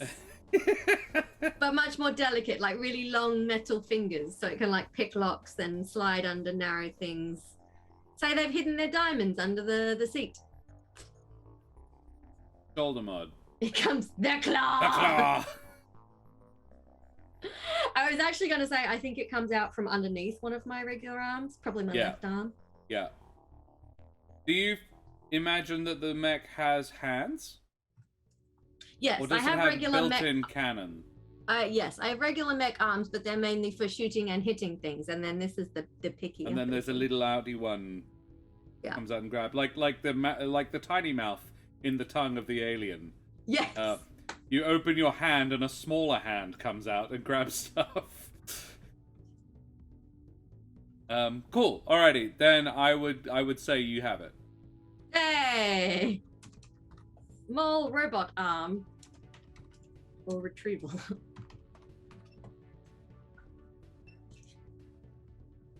Alien baby mech hand. Yes. It like, comes straight out of the chest. And that's why she wins, because it's just upsetting. Silver Panther mode comes out like, ah! Swarm of baby mechs. Yes. With my baby mech hand.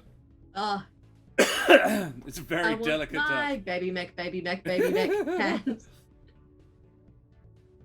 All right, so Karen. Yes. We meet on a field of battle. We do. Well, we meet on a field of ambush, really. The way I kind of imagine this, and admittedly, it is yours to describe, really, this scene. You have to utilize all 6 elements that we have described and tell a story in which you win but do not kill me. Ooh.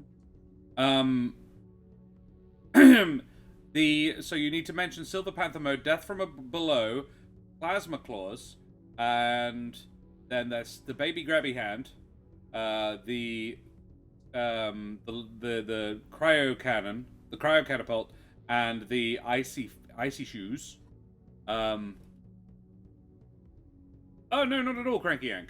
No, don't worry. Like your opinion is valid. The problem is I was reading, but I was like, yeah, it's interesting to see what other people think. Your points were good. I just disagreed because I'm playing. Because I want to win too, damn it. But I think, yeah, basically, I think my point was valid. Like, I think it was very, very close. But yeah, the baby grabby hand, I think, clinched it. The absolute 0 feet. Yeah. So you have to. I was. AFK. Oh no. Oh right. Not a problem. No, don't worry. It's all good. You're all good, Cranky Yank. But thank you for being that kind of groovy person that is self-aware. Good on you, mate. That's the sort of people we want to have in our. The baby grabby hand doesn't rip Josh's pilot out of his back. I'll be sad. Yet, wait.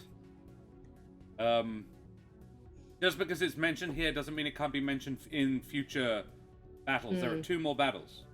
But I think that, you know, there are some normal folks moving some goods across the ice, and your group of piratical rebels, led by you, come out of, you know, you burst from the ice in panther form, plasma claws ablaze, disabling one of the transports from below. Yep. And your other mech pirate buddies descend to help, you know, bring this to a swift resolve. And then from the unstable ice to the west.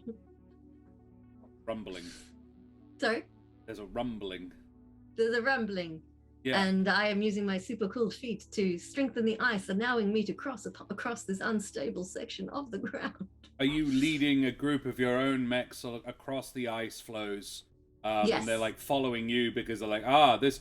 We had not considered, my team had not considered that a valid avenue of attack because it couldn't be navigated. But then in come what's yours? What's your lot called? Frostborn is my mech. I meant the faction. In come the... Oh, plunderers of Europa! The plunderers of Europa. Scallywags, turn and fight! And the plasma And claws we're like, come out. this here be our booty! Found it first. Go find your own. We've been following them for days. Wait, days? We've been planning this for weeks. Well, if you want it, you'll have to fight us for it. You know, And then we battle! And their battle was legendary! So, here's the thing. Did I say days? The idea was months. We had that idea months ago. Exactly, We've been planning this since last year. Yeah. You got your demands worked out yet? Of course. What are they then? Well, I'm not telling you. Ellen and I are quoting Monty Python.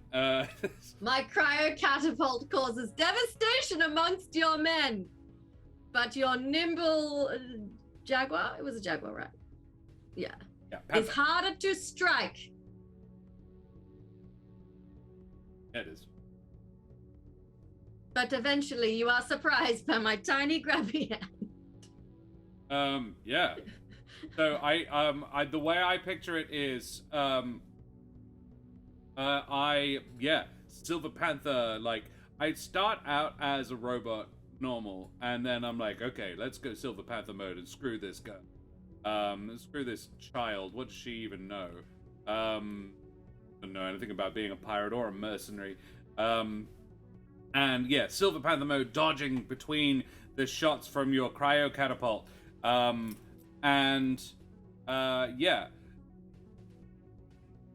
Leap and burrow under you, coming up just behind you. Unfortunately, I haven't counted on your freezy feet. And it slows my progress down to the point where as I emerge from the ice, you turn around, my plasma claws extended, you turn around and reach out with your baby grabby hand and catch my mech by the throat. I'm using my big strong mech arms to bat your plasma claws away so the tiny arm can get in there and be like, eh. It's like, you would do well to submit.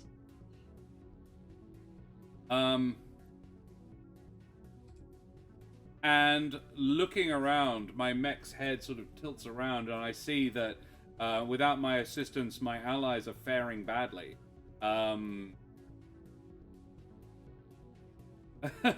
This is nostalgia. Oh, cool. See that my fellows are faring badly against your... Well, the thing is, mine were fighting a battle. We fought off the guards to this convoy, and so we were already a bit damaged, and you come in and just swoop in. Yeah. Dick. Hey, we were really pissed when we turned up and someone else was already here. So were we! Yeah, don't worry. We're not cross. No, she's worried that we're with each other. She's scared. It's okay. She's like, I'm not really scared. I just want love. And maybe a walk. She really does. God, you smell bad. How can something this cute smell this bad? You've rolled and catch it. Actually, it smells like compost. Hey, the perfect pirate plan. Rotting. Yes. Cool. So I have you by the throat. And I see that my friends are retreating. Not doing well. And I use my back legs to sort of piston into your stomach and launch myself away, freeing myself from you. But I expose my vulnerable rear to your cryo catapult as I retreat. Is that alright? Does that suit? You shoot me in my bulbous ass as I retreat. Shoot you in the ass. Shoot him in his bulbous ass. You do that. Death from frozen balls. Oh, she blue balled me. So do I have panther nuts? Like truck nuts, panther nuts? You have metaphorical nuts. I've damaged a fuel cell. Yeah. That's the coolant systems down there.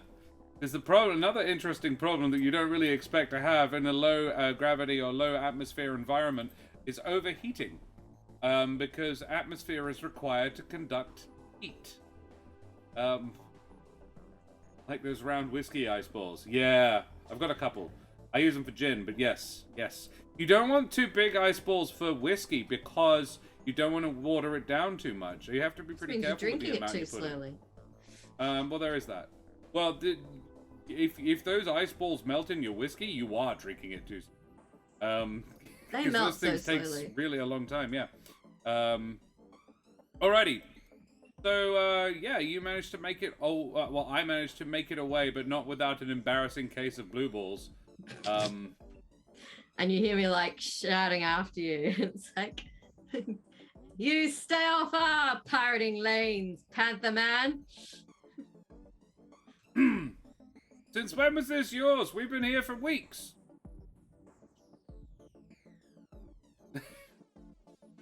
Cool. So Well, if it wasn't, it is now. Yeah, exactly. So and you hear my compadres chanting my call sign. Naughty Cal! Naughty Cal! Yeah, you are a naughty Cal. So that's the first scene. Good job. Well done. So you won. Thank you. Let me just check what you win. I'm pretty sure you get to either... Pardon me. Either steal or... No.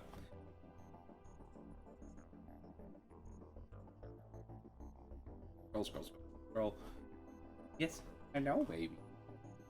Have a lie down. Do you want to have a snooze? You can have a snooze on Daddy's lap. She's like, no, I want attention. Yeah, so you can either cause harm or seize resources. Ooh, could I capture a single one of your panther claws? Thus securing a plasma blade for myself. A single one? Yeah. So seize resources. You gain something useful from this scene, which you can bid later. Write whatever it is on your data file. It counts as a defined bid. This is your only chance to go off menu and customize your story beyond the blanks and open-ended prompts. So you can add something in there. You can pop in a stolen plasma blade. It gets lodged in your mech's leg as I use my back legs to launch off you. I have to twist and, yeah. This is the Siri bot. There's Siri. Can you not... Where do I pop that then? Anywhere. Anywhere you like on your character sheet. Cool. I will put it under unique appearance. No, as in it can go somewhere, anywhere. You don't have to put it in as a thing. You don't have to write it in as a... Need a mini Siri mech. Oh, you'll be very cute. It would. It would be fearsome. I'm sorry, guys. We're so sooky over that dog. Yes, I know. We'll have a shower tomorrow morning, shall we? Yeah, I love that you're kissing her when she smells like... I'm deliberately kissing her on the bit that doesn't. Oh no, I'm allergic to adorableness! Cool. So I have a plasma blade, which is one of your panther claws. Yeah. Oh. Typed it on the wrong keyboard. Never mind. Death by cuteness. Death by snoo-snoo! Those. The mind is willing, but the body is weak and flabby. And bruised. Alright, scene 2. Play with a current spell and it releases a corrosive cloud. Then it metal. Yes. Unless you are covered by turmeric. Amazing. Cool. So you now only have 5 claws instead of 6. Or would you have 8? I would have 20, but now I have 19. It's sort of like, I think it's 5 on each foot. Okay. Well, it'd probably be 4 on each foot, so it'd be 16, and now I'm down to 15. Yeah. But I don't think it's that hard to make them. Like, I've got 16. So. But I'm holding it aloft while they're chanting my call. Yeah, in your tiny grabby hand. Yes, the tiny grabby hand holds aloft the panther claw. Yeah. So there you go. That is how we play Last Shooting. And That's sort of the way Brendan and I did it as well. Like, yes, it was Karen's story to tell, but like, if I have an interesting detail, obviously she can nope it or mod it as she likes. But I would say, like, good fair play allows that the other person also gets a chance to make additions and suggestions. Claw would make a wild mech dagger. Yeah, absolutely. The trick is it would need power, but you could easily plumb that in. Does Karen ever DM Cranky Wank Yank? Yes, she does.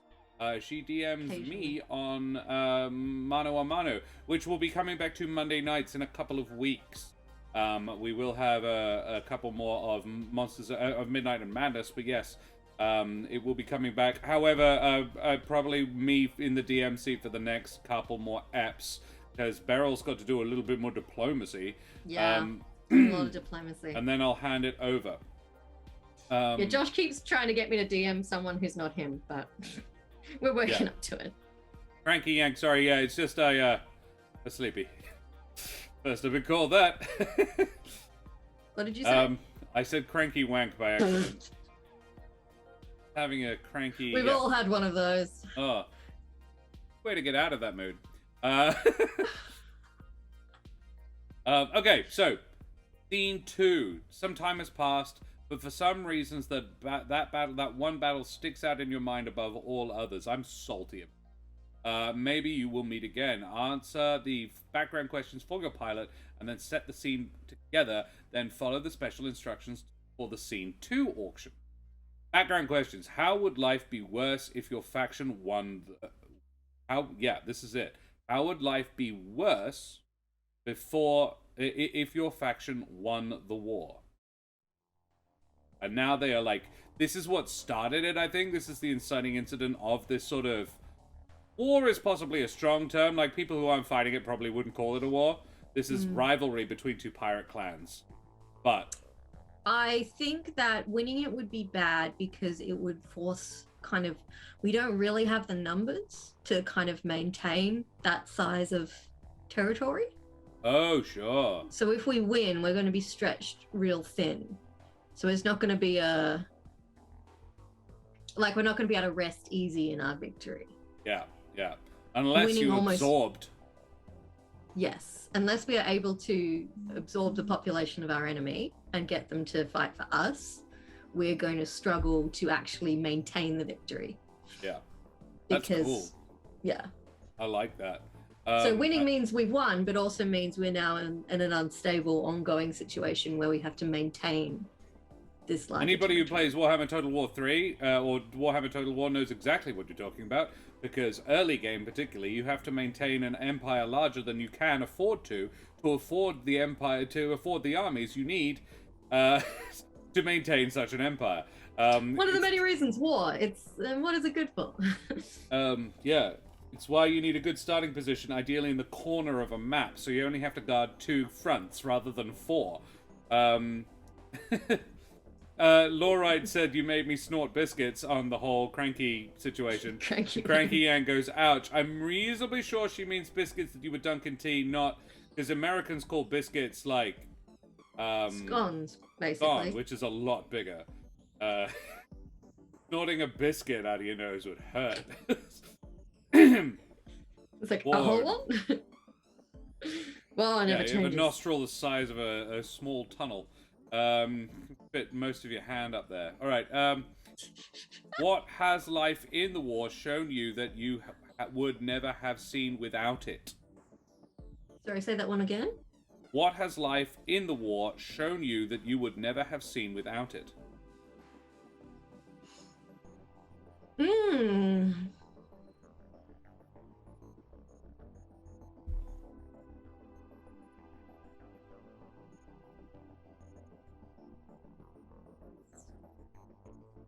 Yeah, soft, fluffy scones would describe the American biscuit quite well.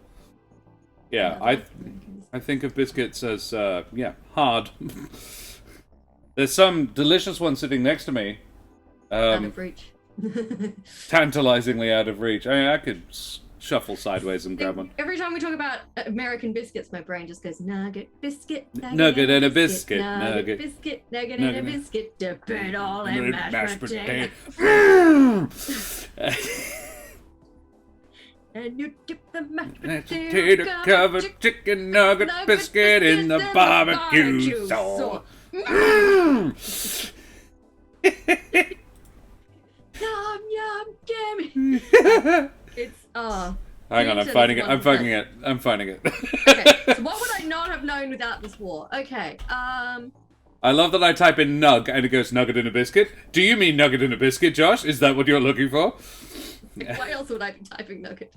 I think I would not have discovered how good I am at like modifying mechs without the war. I think I discovered a skill for customization because as I started to go into actual battles, I had ideas about how the mechs could work better and be cooler. So I'm very good at customizing mechs. Yeah. Yeah. I like to think I created my cryo catapult. Oh, or that's modified it from a different weapon designer. So I do have a skill in mechanics beyond. Yeah, absolutely. Schooling wastrel wannabe pirates who wander onto my turf. Like it.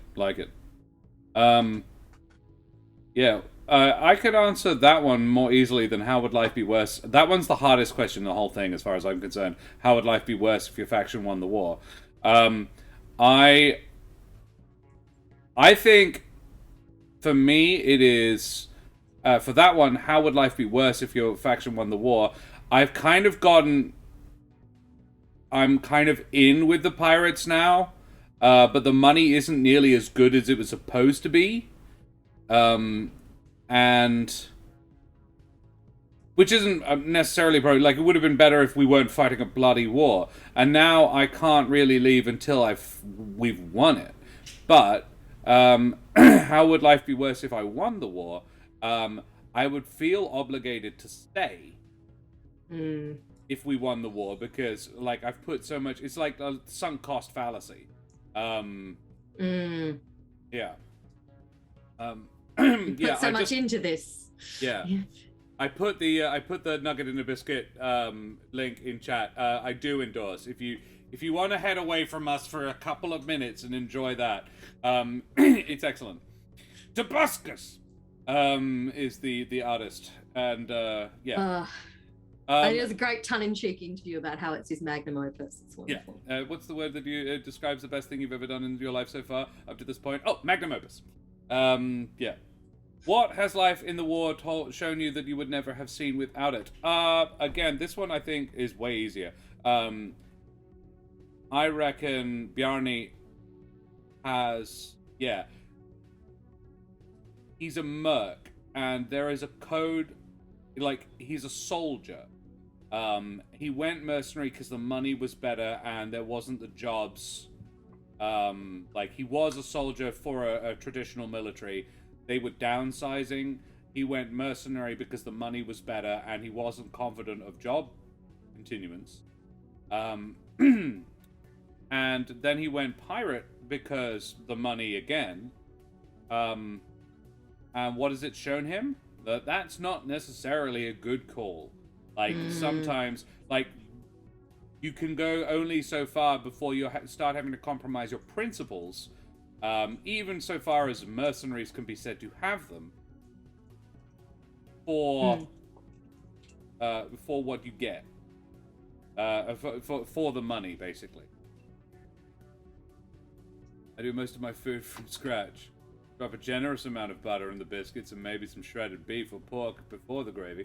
Well, we've got shredded pork dinner. Defrosting currently. The last of the stew. It's like, and it is the last. I'm going to have to do another one. Well, you can eat in 2 hours. I've got to wait for another 6. Let's do a Macca's run. Oh, don't tempt me. Does your pilot respect the other player's pilot? I think she would have been very impressed by your customizations, which would be why she kept the panther claw and turned it into a blade.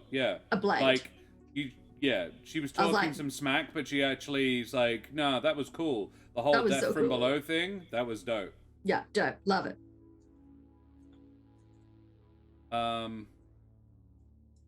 So Yeah. respects your style, if not the side you're on.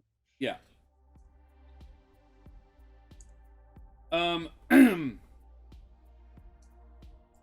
I think he does too. I think Bjarne respects Calypso,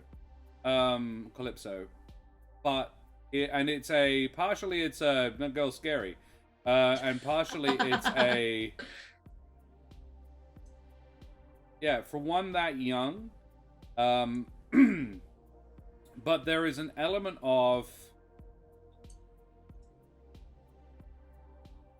respects her as a pilot, but doesn't like regrets that she couldn't be more than that. Like I think he views it as a waste. Like he doesn't like what he does, and he's really sad that she does it too. Like that, it's a real waste because she is comfortably as good as I am, and I'm wasting myself here.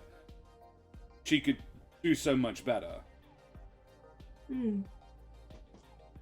You could do more with your life than this. Yeah. So, scene 2 is a reunion. Your first encounter with the other pilot since the fateful first encounter.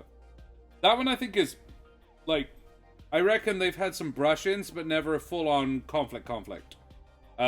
Feel free to use one of these suggestions to set the scene for the second encounter, or come up with your own. The options are assault on a significant base, the first firing of a new super weapon, which doesn't feel appropriate at all, a meeting between fleets that have prepared for the day. Again, cool. I don't mind that third option. Not necessarily fleets, but like forces. I don't think these are big groups. And it's sort of the two bosses. Neither of us are. You might be like poster girl for the group, like champion, but not boss.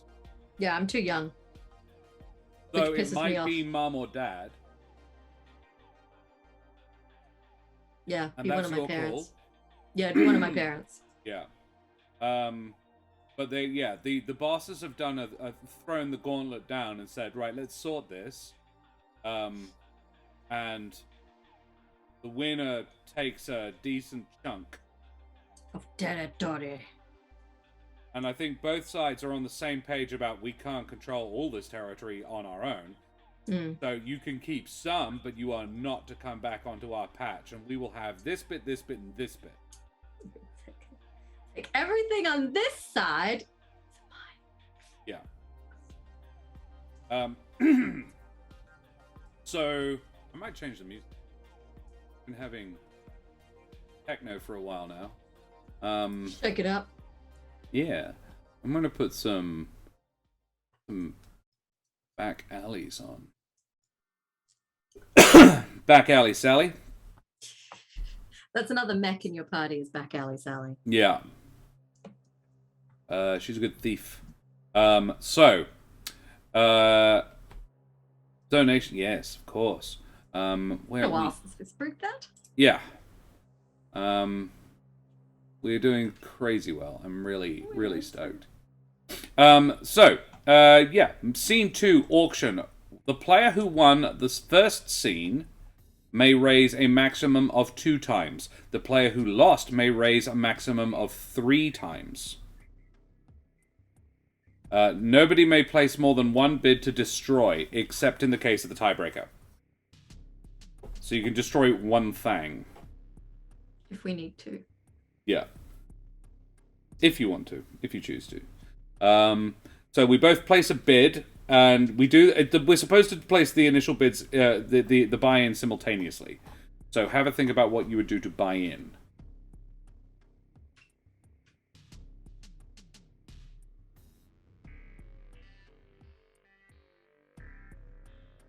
Cranky Yank, do you mind? You torturing me here, man. Takeout, leftover takeout. Oh, we used to live down the road from an amazing takeaway pizza place, and their pizza, dead set, was better the second day. Like, and it was good the first day, but it was better the second day. Like, I used to look forward to leftover. Like, to the point of not eating as much as I could the night before. I was like, no, I want to leave that for tomorrow. I've got one. I'm dithering. Okay.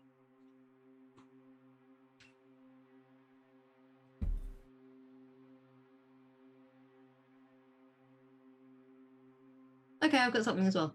Okay. Do you want to go first, or shall I? I'm going to go. I'll Okay. tell you what it is, but not what I'm actually calling. I'm putting in squad mates. Bidding my squad mates. What are you bidding? I was going to say that I've developed a sensor system that can detect non-natural defects in the ice made by the passing of other mechs. Ooh, very cool.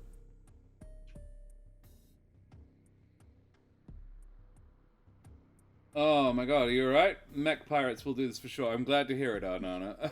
That's gross. Yeah, slimy customer service dude. Own stuff. Gross. My squad mates, yeah, I have a team of I'm afraid I'm a yeah, no, I know exactly what this is. Yeah. We have developed a combination attack style. And we are very adept at reading each other's movements.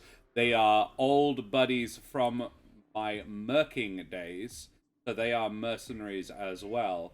And yeah, come in to see what this whole pirating lark is about and whether or not there's a way to leverage it better. Cool.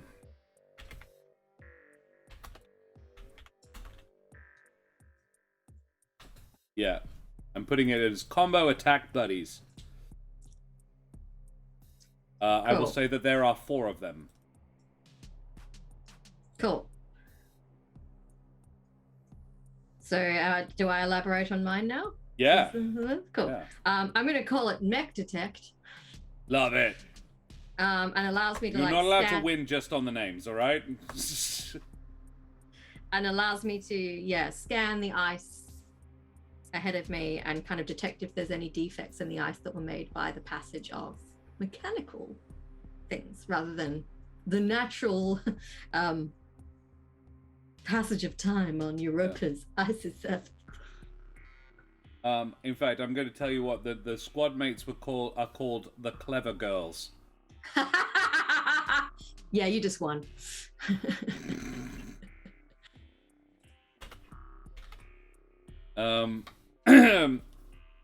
Thank you.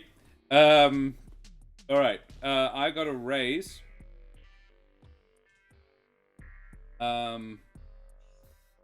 Because your sense is very good, but you can raise as many times as you like.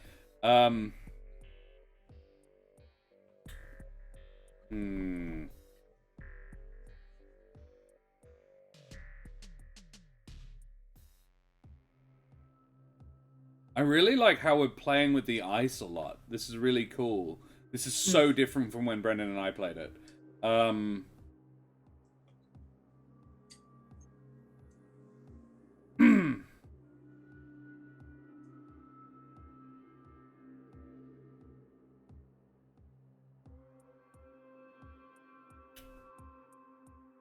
don't know.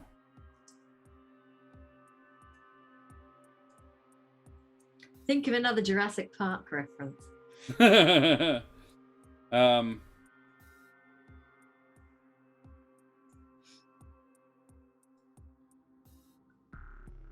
Okay. Unique customization. Okay. Because I feel like my vibe is that your person is like, okay, I'm ready for you next time, Blue Ball Boy. Captain Tourist. My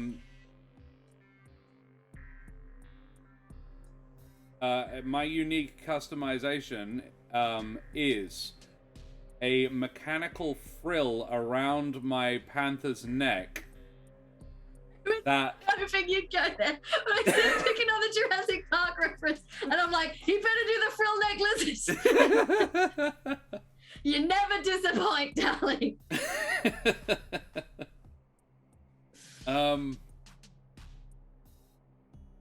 Was hard to swallow when you said, "I'm ready for you, Blue Ball Boy." Yeah, and it sprays coolant and excess like spent oil from gills basically around the frill, so it opens up and it's a close in deal with it attack, like oh, you've got me, no you don't, bye bitch. That's I'm what he not said even when I gonna was raise drinking. that. Yeah. I can't beat that. No, I concede. You've got the clever girls and you're spraying frill neck. I'm not even gonna fucking try. Come on, give it a go. Oh, okay. Tell you what, I'm gonna give myself a mentor, Nice. which is gonna be my father. Is he the boss man, or is yeah, it your mum he's is the boss and your dad is like my 2IC? mum's the boss, like back at the base, Right. and then he's the one who like plots He's like the all battle the mech. leader. She's Yeah. the quartermaster. She's the overall strategist and whatnot, and he's the battle guy. Yeah. And they're like this incredible team of piratical mech warriors. And like I've been in mech battle with my father many a time, and we work well together, and he has taught me everything he knows. But I also have strategy from my mother, so I'm very Yeah, cool. I'm multi-talented. That's very because cool. of the strength of my parental mentorship. So I would even say, yeah, field. so you have mentors, and I'm fine with 2. Yeah. Yeah, that's cool. I come from a warrior dynasty. Frill Yes. neck boy.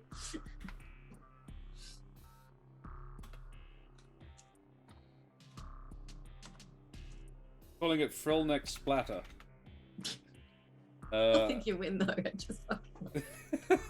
I'm very happy with it as well. I've only raised once, and I can raise 3 times. But we could call it. We could say, if you want to just sort of like, yeah, no, the clever girls and the frill neck splatter. It's like he went home, watched a couple of movies, had a couple of neat ideas, and was like, right, boys, mechs, technicians. like we can keep going. Like I reckon keep going, because it's really cool to keep adding detail. Cool. Elderberry, back, Well, and Evildoer as well. Hey guys, how you going? You good? You having a good time? Nelderberry, we're playing Last Shooting. I don't know if you remember me and Brendan playing it, but Karen and I are having a very different battle. Technically speaking, she is still winning, but I think I'm about to come and draw it to even, which is actually normally my style. Both times I've played this, I lost the first and won the second. I'm strong in the second act. Hey, Evildoer as well. Good to see you, my buddy. And it's Daria as well. My dead set favorite Russian person. No competition there at all. As in, like... Do we know any other Russians? No, I don't think so. Not well. But not personally. Not personally, but like, I'm sure there are nice ones, but I don't know any Russians at all. Not just nice Russians, I don't know any. Except Daria, and she's lovely. Yeah, most people's favorite Russian. There you go, turns out. Wow, you are a very popular Russian person. And I adored watching the Mutant Chronicles game. I was sitting there, I was like, this was super fun.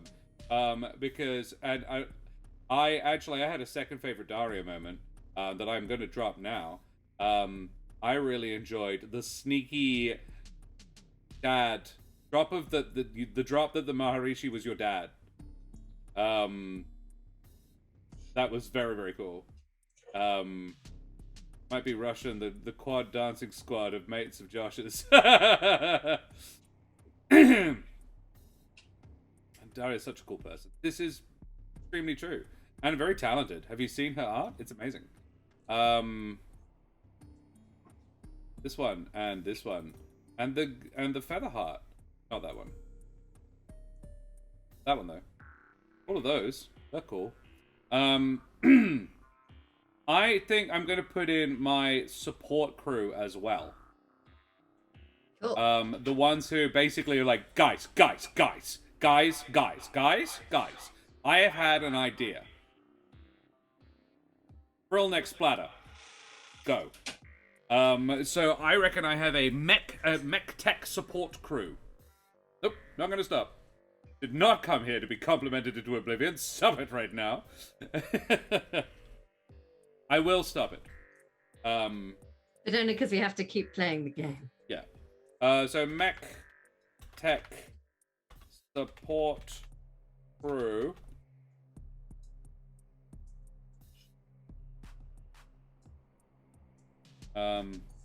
Yeah. That.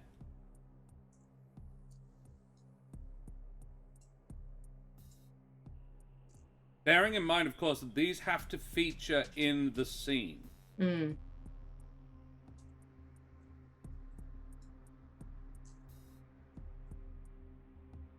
That is true, Nelderberry. I had forgotten about that. Like, it's hard to stop complimenting Daria because her art is very good. Have you seen it? It's really good. Very talented, much wow. And also a good D&D player. I also, and I hadn't seen her and Des play together. Like, I've seen them play together quite a lot, but when they're the only two scribbles in the game, like, obviously they played well with the others, but they have a real bond, and it I don't know if that was intentional, but I genuinely don't know how you two feel about each other, but it comes off as a brother-sister vibe, and it's really cute.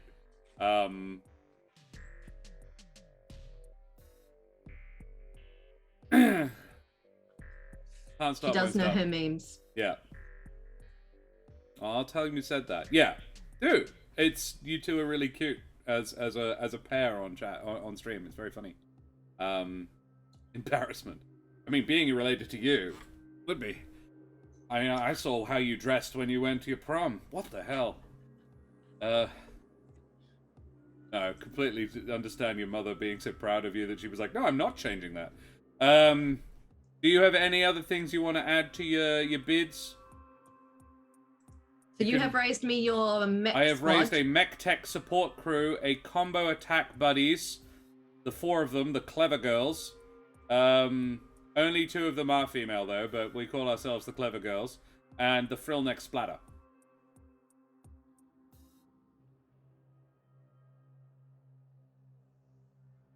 I'm going to say that I've developed a signature maneuver since we last met. Sure. Where I can use my Frosty Step to stabilize the ice under myself, but the heat of my plasma blade to destabilize the ice for others. Ooh. I like it. Ooh.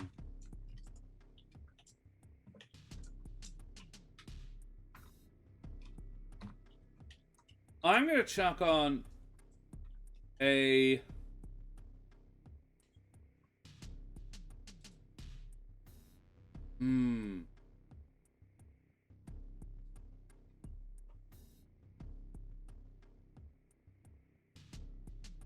Thoughtful Josh face.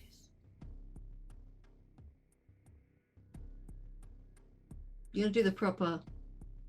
Yeah. The mustachios. So, I don't know if I told you, Karen, I have a gig as Charlie Chaplin next week. So, I am going to be clean shaven. Gross. I hate it. Why? How much money are they giving you? Quite a bit. Okay, good.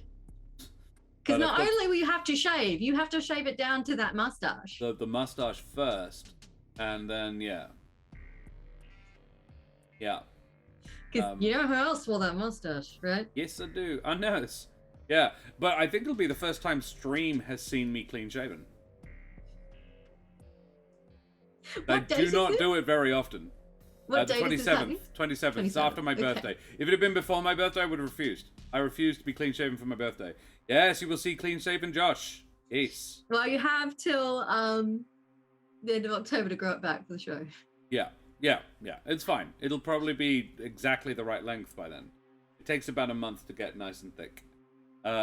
Hilarious. It really, like, when Josh gets offered gigs where he'll have to shave, it really is a question of, is the pay enough? Yeah, absolutely. Yeah, when was the last time you did it? Was it the Kiss gig? Yes, it was. That was it. Yeah. Omi, I'm impressed. Doesn't happen very often. No, it does not. I do not like it. Josh wears a fake beard over his real beard more often than he is clean shaven. Significantly more often. Yeah. I'm gonna go with a standard weapon loadout. Ooh.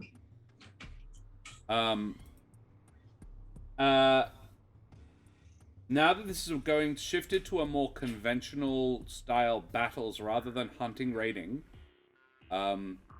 he has lasers, all laser energy weapon loadout. You're on an ice moon, heat buildup is not a problem. So he has gone for an all energy weapon loadout, which means he can go extended periods of time out on the ice. So standard weapon loadout is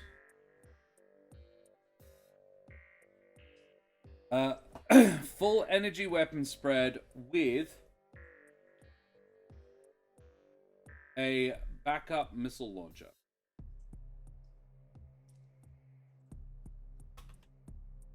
Just a casual missile launcher in case you need it. With a long range missile.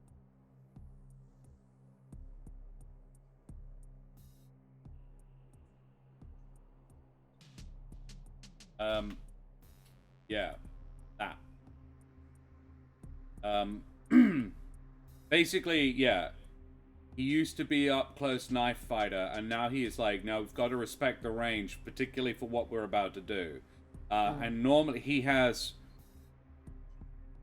probably shifted in style a lot for this, this manner of warfare. Cool. That's my bid. So the Frillneck Splatter, the energy weapon loadout with a long-range missile launcher, the mech tech support crew, and the combo attack buddies. I've had the mech detect, my mentors, and my plasma blade utility. That's very cool too. What do you reckon? I can't raise again, can I? You can't. Cool. Look, honestly, I still think you have it because I think the use of the plasma blade is really dope, but I love your two teams of support people. Yeah. The clever girls. And the Frillneck Splat's just really the Frillneck Splatter, yeah. So I'm very Jurassic Park on this. I don't even feel like I feel very comfortable saying you have that one.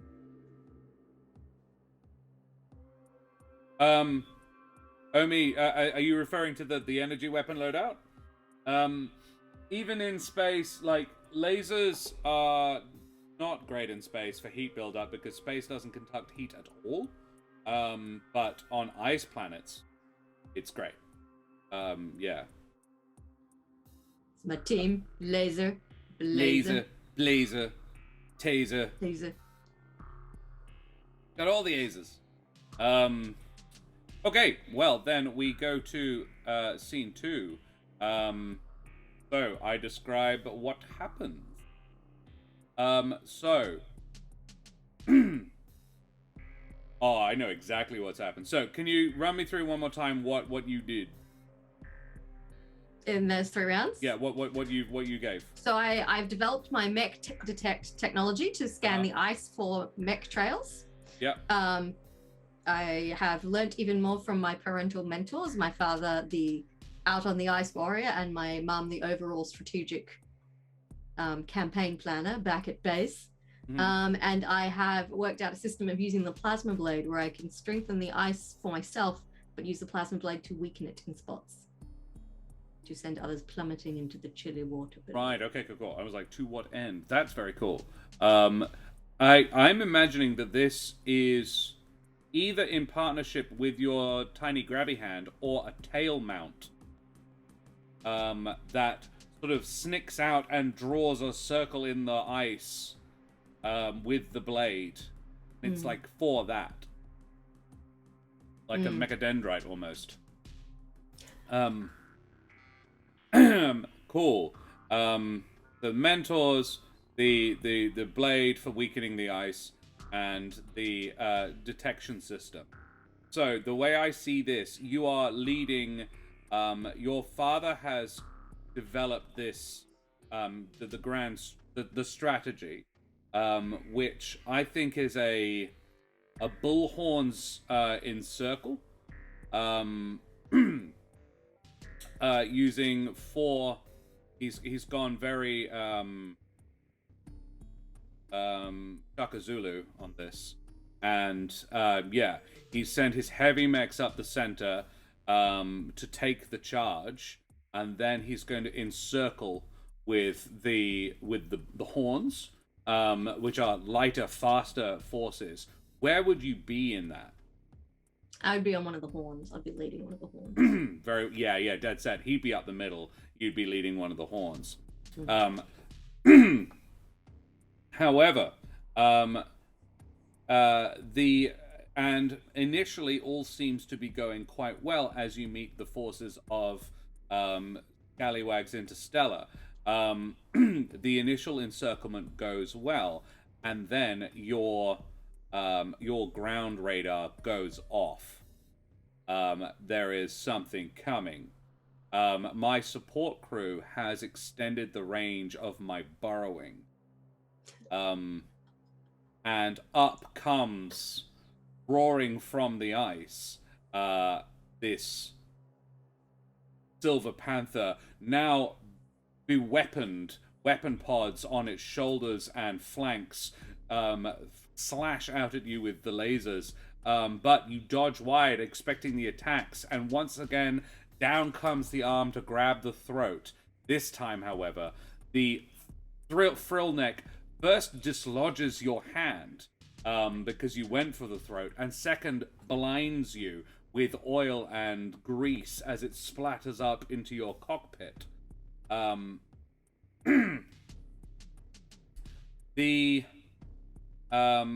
At this point, the clever girls begin to encircle the encirclers.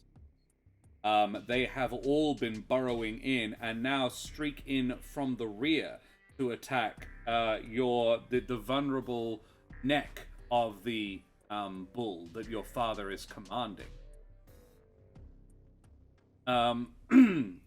And that's where I'm at with it so far. I've included the mentors, I've included my ground support personnel, I've included my lasers. I haven't gotten your ice weakener yet. Okay, yeah. So, I land on the ground. Feel free to key in with anything you I'm enjoying listening to the story unfold. I land on the ground, all fours, and roar. Again, the frills pop back down, and they layer flat in place, and it takes a little minute. And it gives you a chance to sort of right yourself and get yourself sorted and clear a bit of the oil from your cockpit. And you've got your... Actually, I think it might be like something that extends quite subtly from one leg. Just a little metal tendril that comes out and cuts the ice in front of you. With the intention of, like, you're like, all right, come on then, blue ball boy. Come at me, brah. Yeah. Would that be the taunt? Cash me outside, how about that? Fool me once, shame on me. It's like, pulled your balls out of your fuel tank yet? And I rush, Bjarni dives towards you, and the ice gives way underneath him, and he goes under. But then you are struck in the side by one of the clever girls, blasting away part of your armor, and forcing you to sort of turn and pay attention in another direction. And this is the point. because burrowing up from behind you comes the Silver Panther again. It might work on a different one, but this one is designed for this. Up he comes, and instead of in front of you, he comes up behind, and all 16 repaired claws latch into your mech's back. And he rides you down onto the ground and roars in apparent triumph.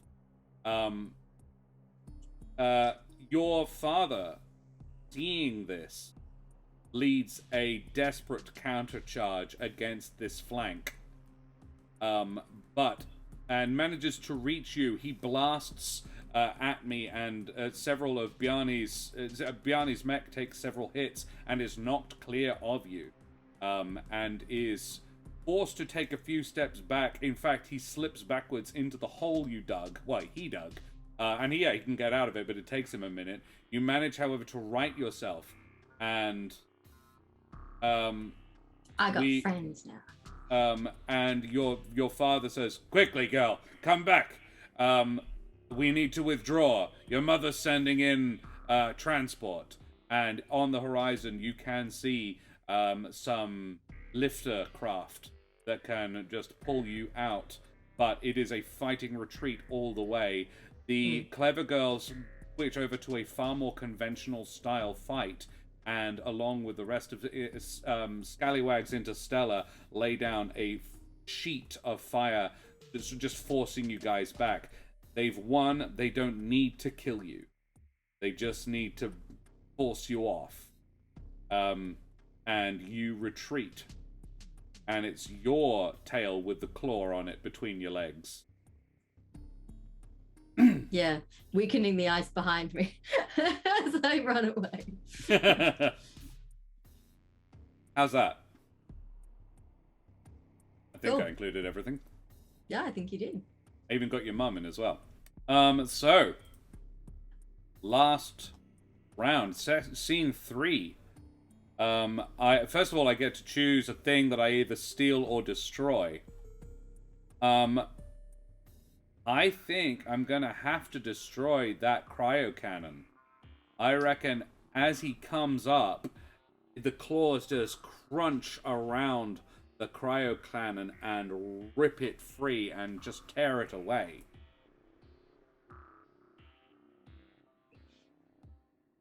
Motherfucker. It was, yeah, like he rides you down to the ground, and then he just starts tearing chunks out of the back of your mech, and he just irreparably fucks up that cryo cannon. You have earned my undying enmity. So consider it destroyed, unfortunately, on your character sheet. So you basically write next to it brackets destroyed. My revenge will be swift and terrible. I expect nothing else. You know you could be more than this. So could you. And I will be. I just need to finish it first. Maybe you could come with me. You fight for money. I fight for my people. You're a pirate. What else do you fight for? Money. Then we're not so different, you and I. Yeah, I got a higher purpose, man. You finish this job, you'll just go take another, and it won't matter to you. You think you can fight a war like this and have it not matter to you? I'm a merc. I could have left whenever I wanted. Why didn't you? And it is at that point that one of the clever girls comes and interrupts. And you don't get to hear his response. That was cool, I like that.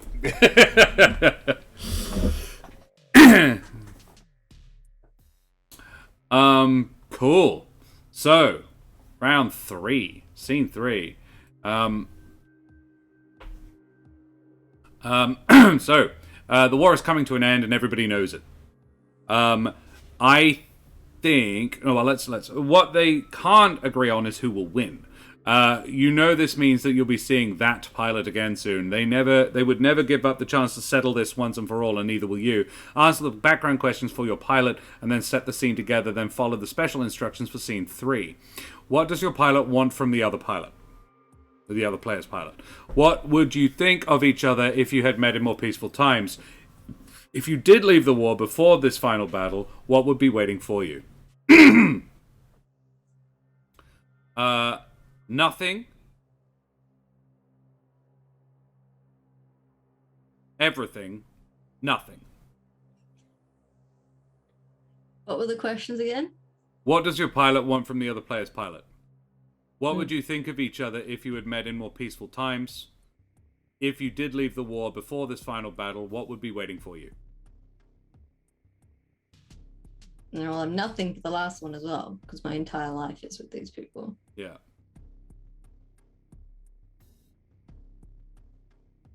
I think, Theodaria. had a Calypso. I think Calypso would have appreciated your creativity had they met in different circumstances. The first one... What was the first one again? What does the pilot want from the other player's pilot?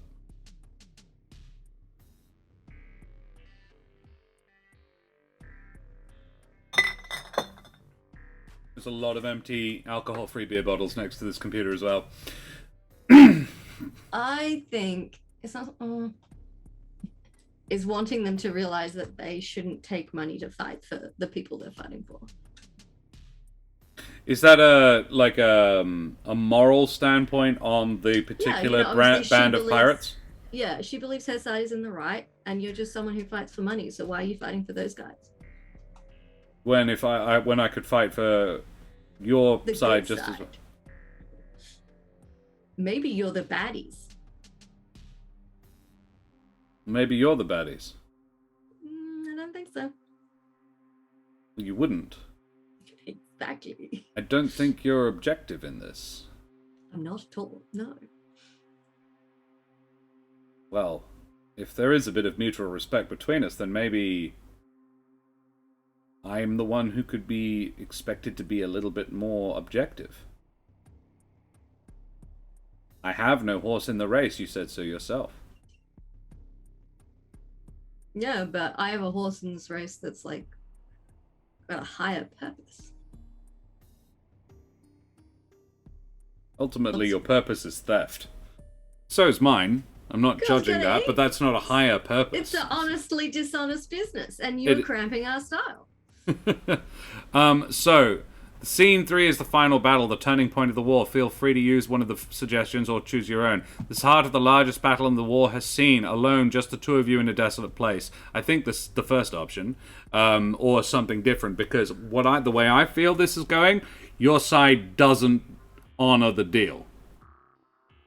Or maybe initially backs off, but then starts encroaching on territory again. Like recoups, rebuilds, rearms, and then starts coming back and poking and not honoring the agreement. Possibly for some perceived grievance. Like somebody has put it about. I don't know, your call. I might just go and unhydrate. And actually, we've been going for a little under 3 hours. Would you like to as well? Or you could, good. if Really you quick break. tell you what, you go first. Have a quick break. Have an unhydration, and I will keep chat entertained. Mercenaries, famously mercurial when it comes to pay. The thing is, yes, but also no. You cannot, as a mercenary, afford to be too mercurial about overpay, because if you are, no one will trust you. Your honor is actually very important, because if you are famously just ditch it for the other side merc, sure, they might do you well while you're guarding, while you might do okay while you're guarding their stuff, but as soon as shit hits the fan, if you are famously not going to stick around, you won't get paid. So actually, mercs have to be very reliable, otherwise they don't stay in employment. It is an interesting point of history, and like I believe it was Machiavelli said you cannot trust mercenaries, and the Italians famously relied upon them. But the mercenaries they tended to rely on were German and very, very reliable. Machiavelli routinely failed to pay his mercenaries. That's why he couldn't rely on them.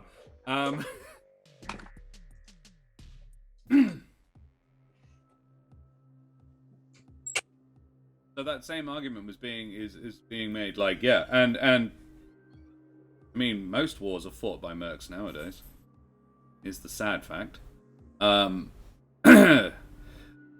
So guys, what am I gonna do? Each player can raise a maximum of 3 times. Each player must bid to define when they buy in, as usual, but any number of other bids may be bids to destroy. Now, free information here, bidding to destroy, particularly in the latter part of the game, is very powerful. And it's a strong way to win. And yeah, Machiavelli's most famous work was also a book satirizing the Medici. Yes. Oh, yes, exactly. Yes, that word. De Medici. Yeah. And then the closing questions are going to be interesting as well. So the way I foresee this is like a final showdown, like this time, no holds barred, we will have you and we will be done with this.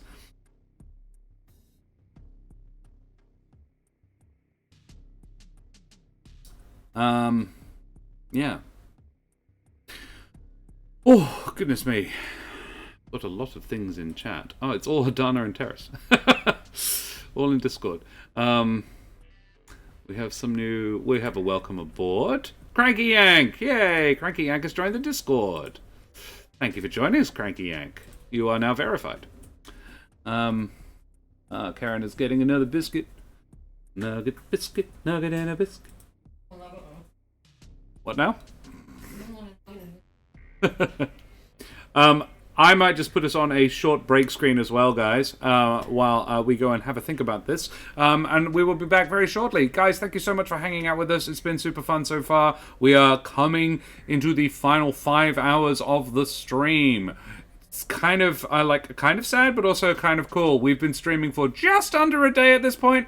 Cool to see you all here. Thanks so much for hanging out. It really is cool to see how far we've come in a year. Alrighty, I'll be back in a sec. No cheating! You can't really. This is the thing. We are being watched. We are being viewed. You know what we're doing.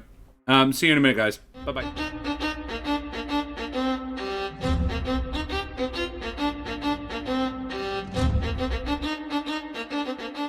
Vast and ahoy, mateys. We be back for a little bit more last shooting, round 3. But before we do that, Karen, tell us about the wonderful charity we're supporting, if you wouldn't mind.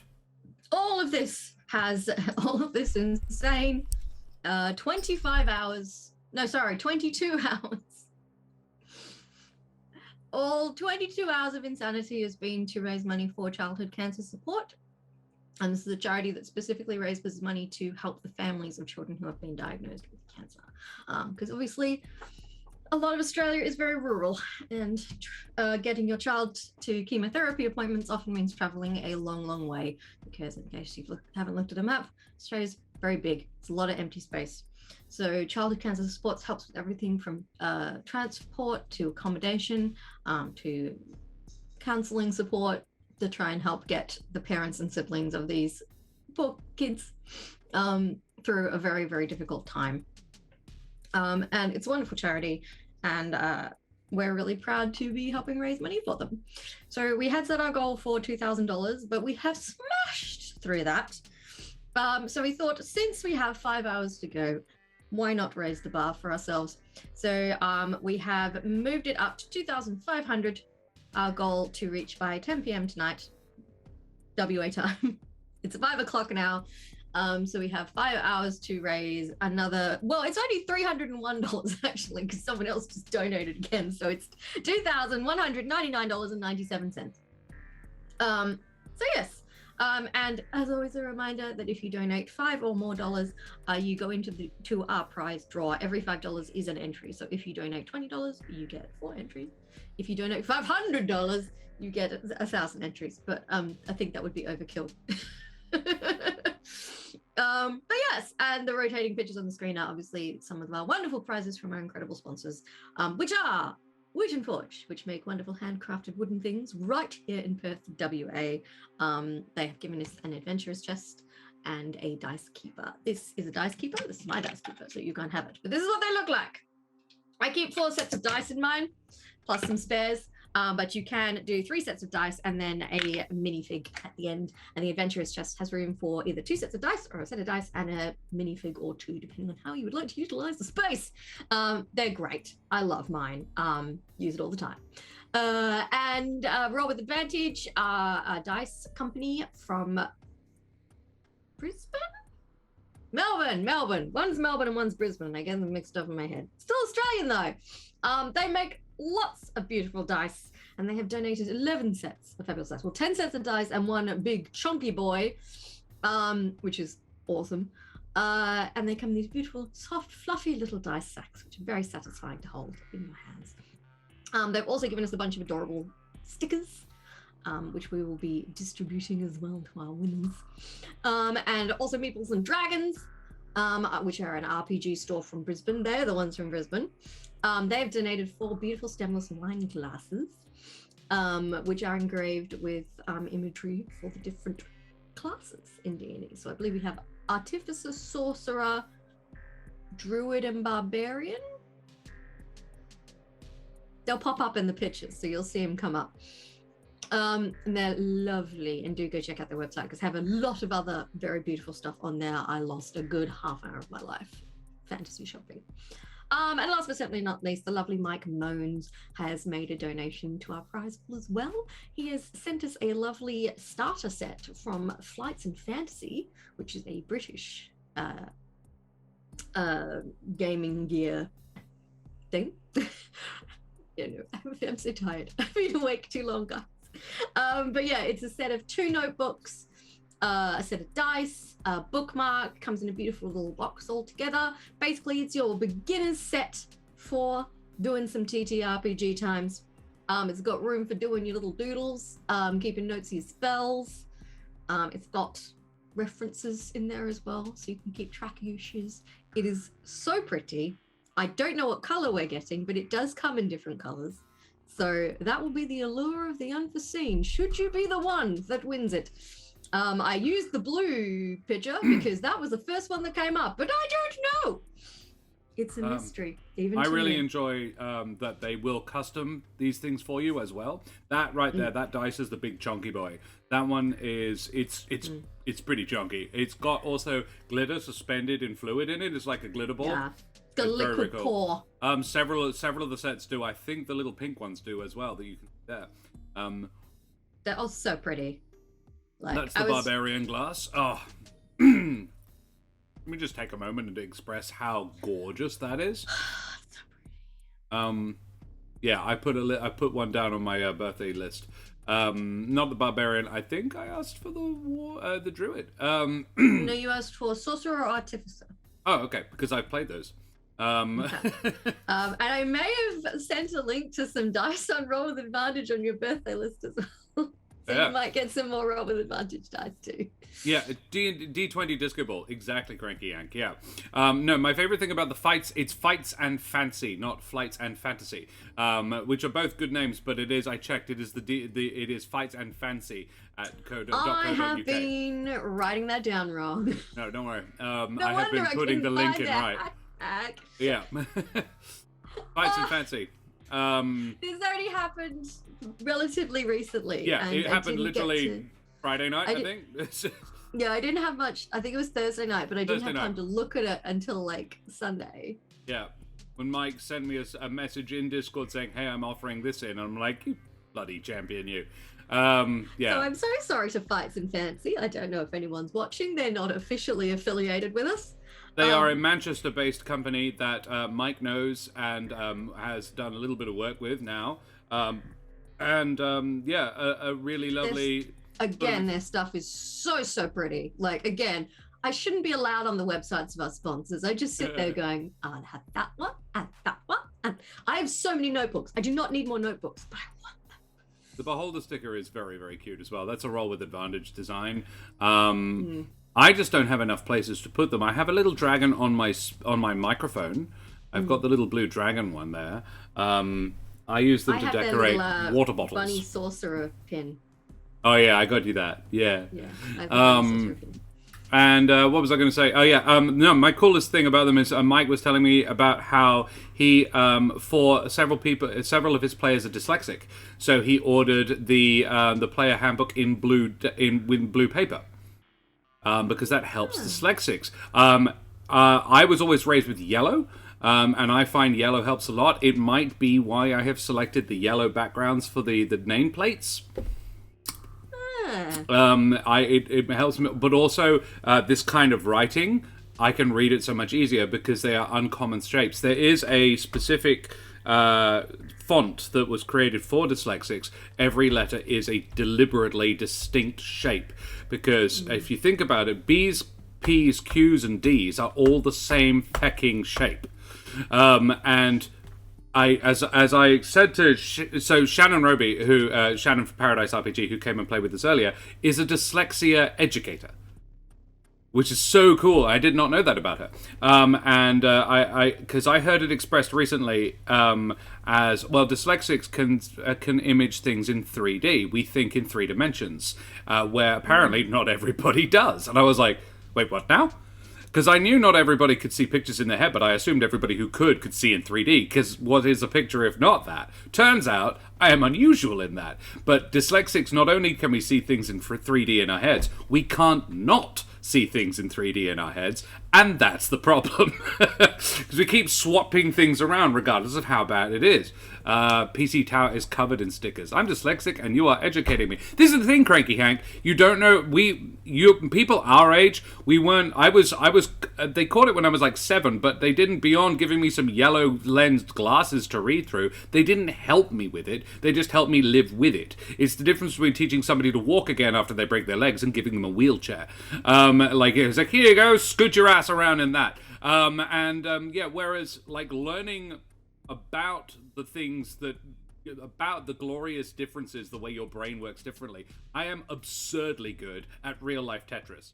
Nobody can pack a house into a room like me.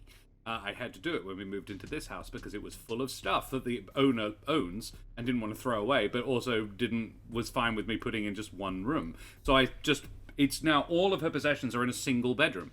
And I got them all in there. And she went in and she's like, holy shit. How did you do this? And I said, physical effort, and I know where everything is too, because I have that kind of a brain. I can get anything out of there in under 10 minutes. That's it's not just a lie. there is a company, there is an architecture firm in New York that only hires dyslexics because our spatial awareness is so crazy good. A couple of houses ago, we were installing the TV cabinet. And we didn't really have a place for it, but there was a fireplace that we couldn't use because it was all blocked up. I said, why don't we put it in the fireplace? Because we were using a projector, so it wasn't going to be mounted on the TV box anyway. And Silly Karen me said, that won't fit in there. That won't fit in there. And I looked at it and went, yeah, it will. I was right to 2 millimeters. It was brick, and it got a little scratched on the way in, but it fit perfectly. And I was like, boom, yeah, it does. And it's just a thing, yeah. I don't think it's unique to dyslexics, but yeah, but I've had to learn that I have issues explaining things instead. There you go, yeah. So yeah, just learning the glorious differences between the way people think is really, really cool, and it's been a bit of a journey of self-discovery for me recently. I have realized that you have no spatial awareness at all. Oh wow, okay, interesting. Yeah, I have self-diagnosed recently that I have ADHD, or guarantee it. I'm looking for a doctor to confirm my supposition, but I'm very confident. Because, yeah, it's getting worse. Anyway, that was fun. We have some beautiful things. 3. We are up to thing 3. And we've only got 45 minutes until we need to go and... So we better move it. Move it. Josh, how funny is it to misread signs and have to double take? Yeah, it is, mate. It's amazing. Yeah, there's a town in England called Little Fratting. Freighting.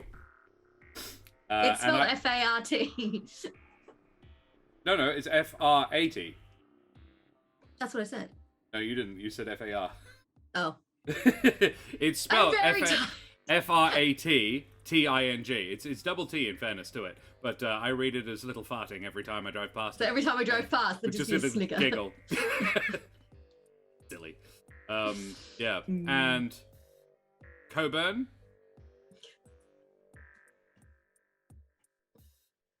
So even non-dyslexics find that one funny. Yeah. Come back to have a drink with his god. He calls it the wine intervention. Hey, Chaotic Goblin. Thanks for the resub, buddy. I love it when you enter chat. It's like, boom! Here's my dad joke. Alrighty, we are going to play scene 3 of Last Shooting. Karen and I are currently at one place apiece. Coburn is Cranfur.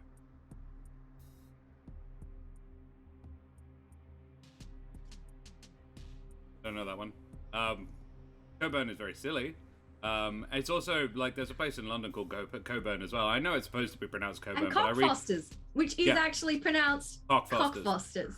So you're standing at the train station, minding your own business. It's like, this train runs from this station to Cockfosters. Oh, Cranky Yank showing his colours. Team Plunderers of Europa. Plunderers of Europa. Okay, all right.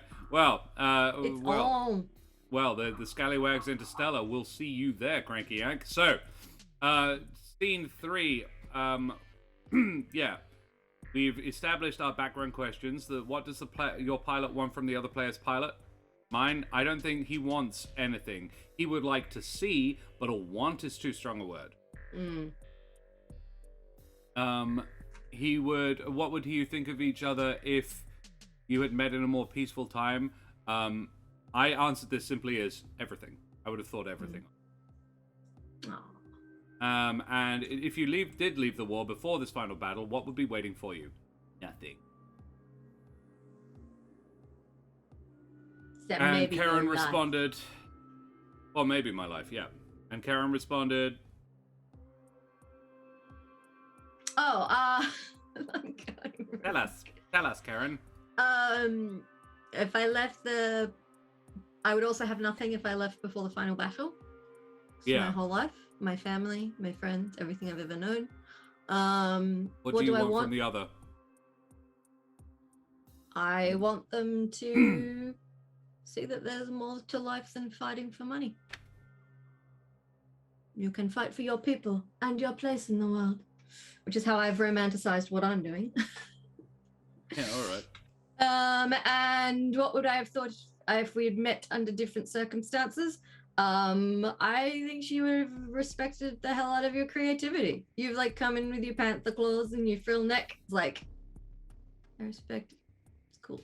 One of these is faith and flesh, and and is himself deluded. The other is faith and fire, and is the more. No, that was it. One of these is faith, and one of these is fire and flesh, and has his mind concluded. The other here is faith and fire, and is the more deluded. What's that from? It's Halo.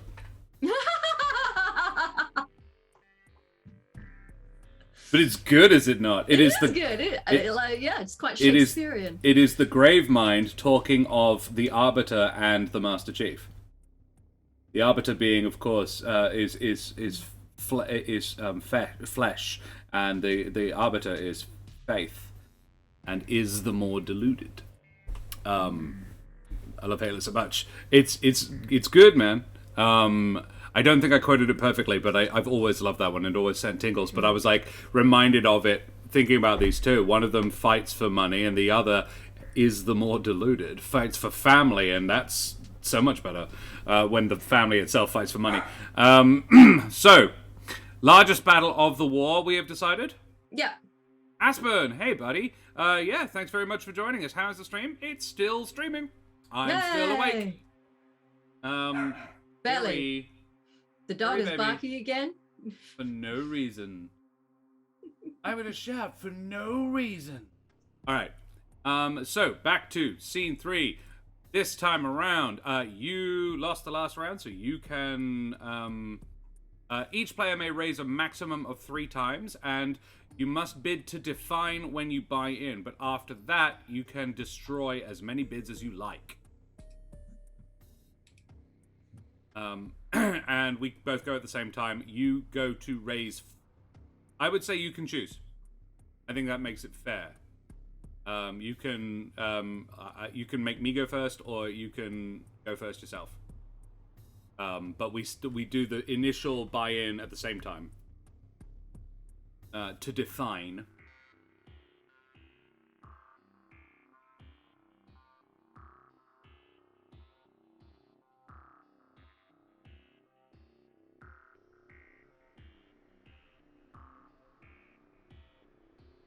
I've got mine.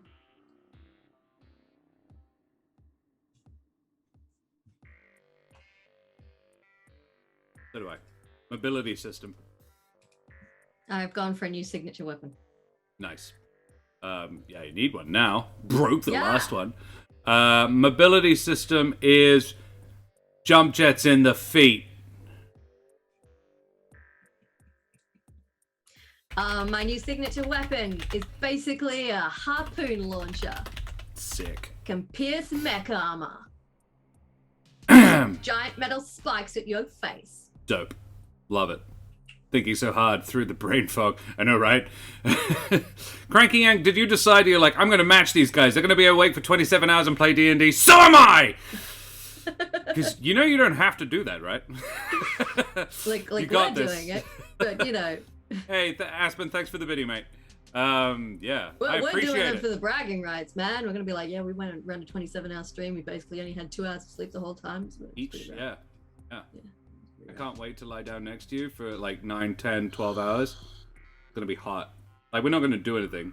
It's just gonna be so... I'm very excited.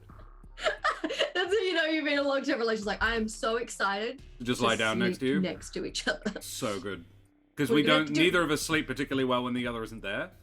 Which is a real problem when you're trying to sleep in shifts during a 27-hour stream. And you can't get far enough away from the other in the house to not be able to hear them, particularly if it's me. Yep.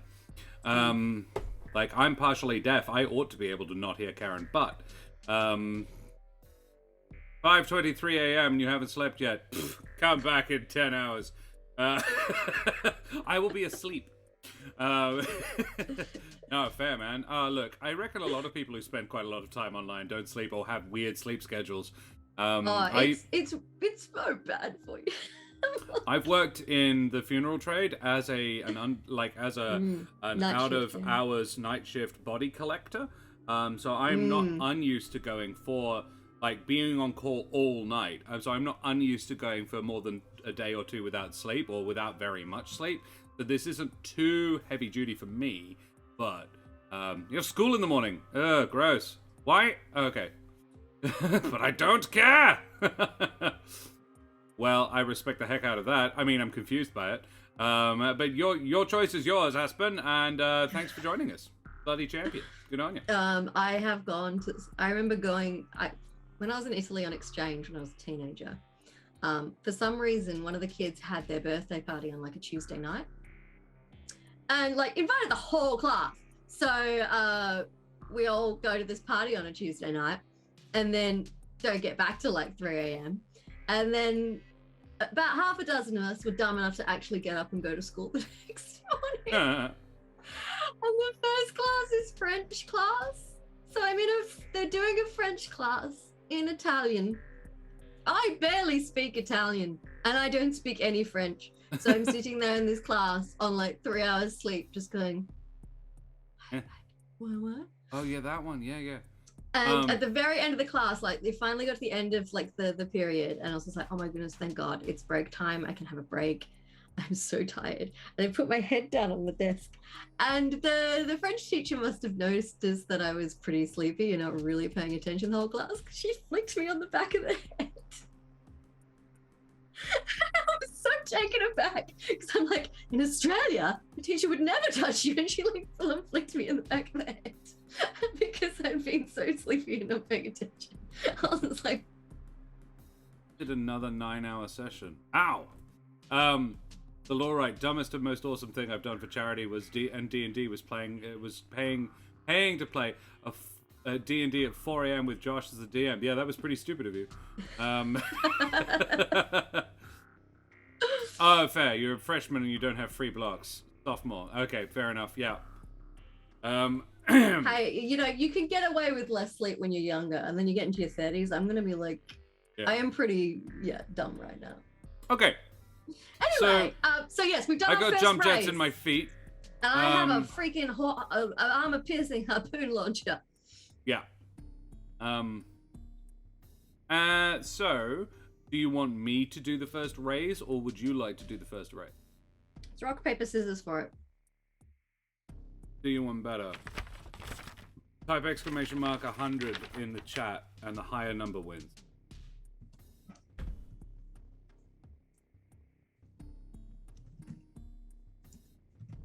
I got a 14, so I feel like you might be going first. 100. 32. Yeah, you're going first. Okay, I'll go first. I didn't want to, so that's good for you. I always find going last is better, because it means you can react. Yes, but you probably should check if you have homework. Yeah, maybe. Speaking of somebody who had the master's degree, so you should, can confirm, check. I did the uni thing. Carbon fiber harpoons. It's a good call. You'd probably want carbon fiber, not titanium. Titanium would freeze. Hell yes. Hell yes. Carbon fiber, though, that would suck. All right. They're black. Like my soul. Yeah. Probably a 5S.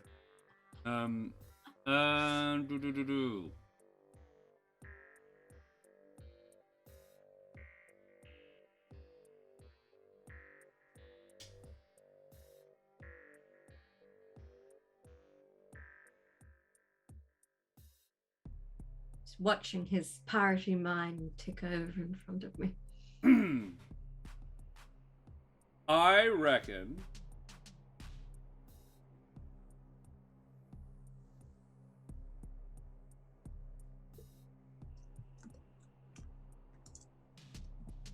yeah. All right. I have a distinct look.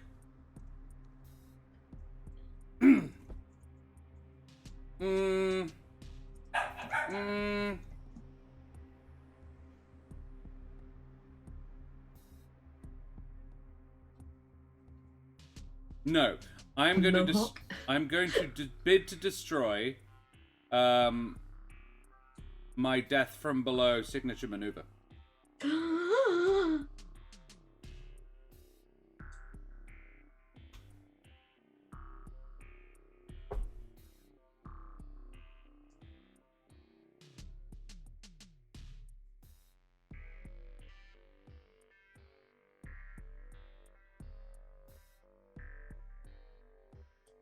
Aspen, nobody likes writing, particularly at university.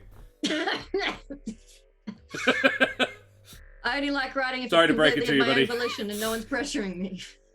Or I'm being paid to do it, which happens so rarely. Dragon Dag Sorcerer Seduced might have been... Yeah, dead set! It's not might have been, is. I mean, the game was amazing, and it didn't click until yesterday that the Dragon Dag Sorcerer Seduced might have been Ada's grandmother. It was, yes. That is canon, yeah. It's not necessarily meaning that Ada is Dag's Sorcerer's grandson. Despite being a sorcerer and a dragonborn. I am in CP. Does not know. CP? College?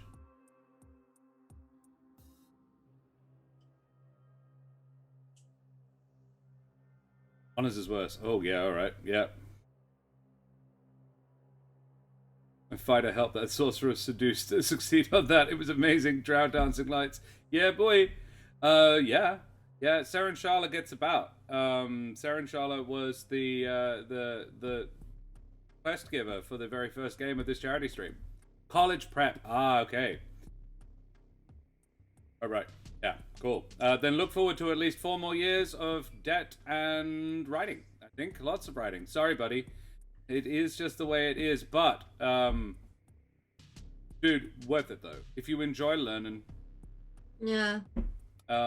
My suggestion is, however, and this is like honest and take it or leave it. If you don't think you're vibing with it, if you don't think it's actually what you want to do, don't keep going. Don't let that sunk cost fallacy stick you, because it's a waste of your time and money if it's not actually what you want to do. Enjoying chemistry, good, excellent. Do what you love, because eventually you'll hate what you do if you don't. Yeah, don't let the cynicism out all at once. No. I'm not being cynical. I was like, do what you love, because if you don't, you'll hate what you do. Oh, right. Sorry, I misunderstood. Yeah, I hadn't finished the sentence. So, yeah, I am bidding to destroy my death from below signature maneuver. I am bidding that I have developed a reputation for being almost suicidally brave in battle. I love that.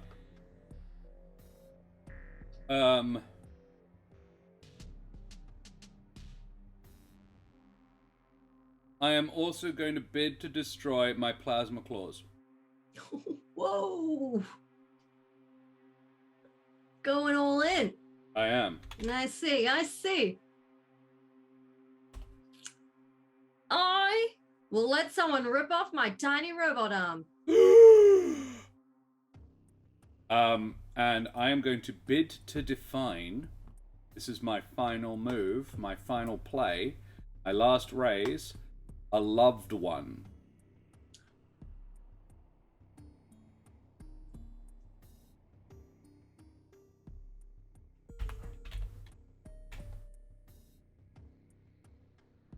And it's Calypso.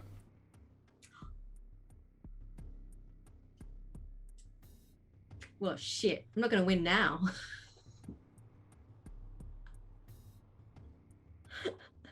You played the tragic romance line. I can't beat that. It doesn't have to be romantic. It is I reckon, like, and I like it because of what you said about, like, this reputation for, like, crazy bravery. I think he thinks, just like, he used to respect you, now he's like, holy shit, this kid is cool. And now I shoot carbon fiber harpoons as well. Yeah.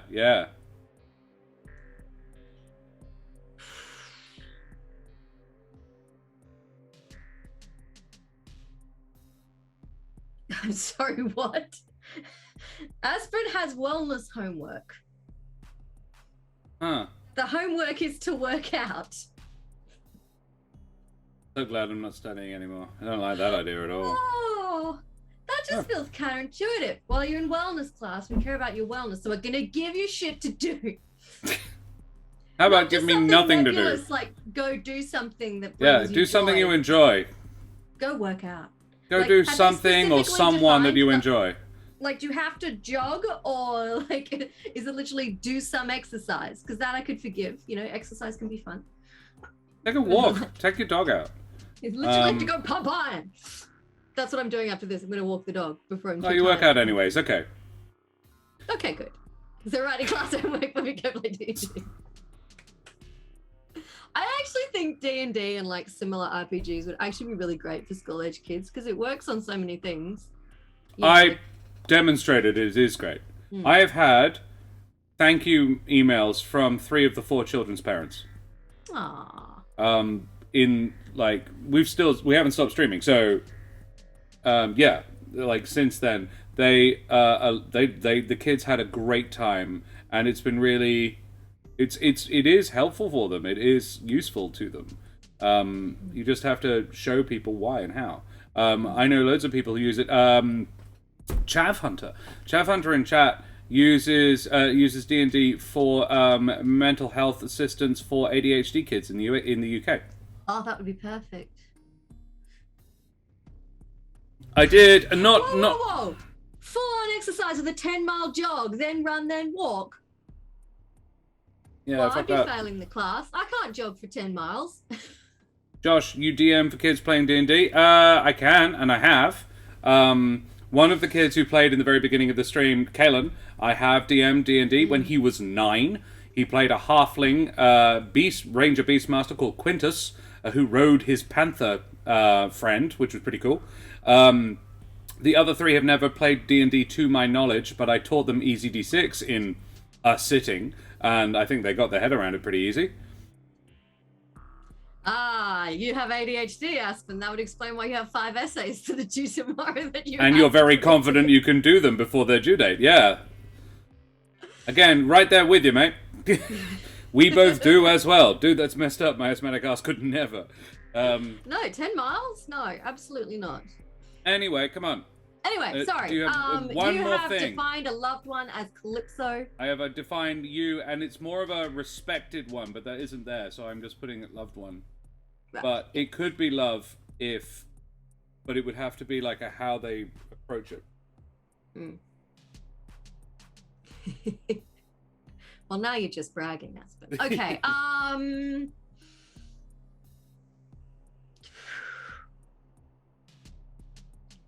reputation.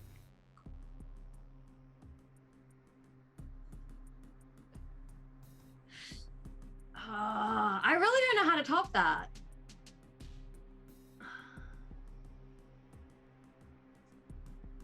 Chat, help me. What can I use to top that? Very good at this game. The thing is, I came into this round with a very clear idea of what I was going to do. You bastard. I always knew, even when I established it, that I would destroy Death from Below.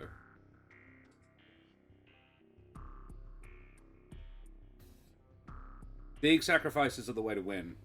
If you want to, I would recommend, my love, find something that you value.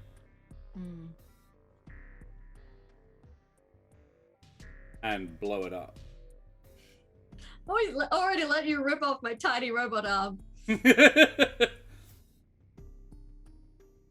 destroyed my cryo catapult. Did. That was mean of me.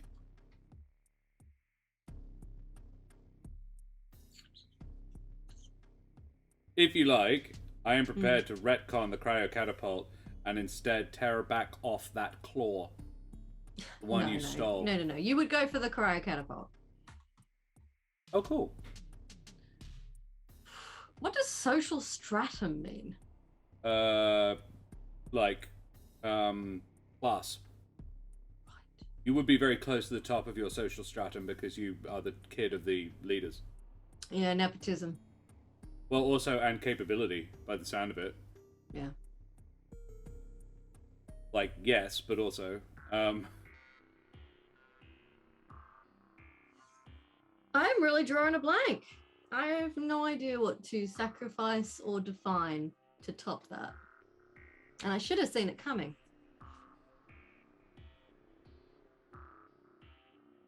What does Karen ask for help with? Karen asks for help with choosing something to beat me declaring that I love her. It's a power play move from a guy.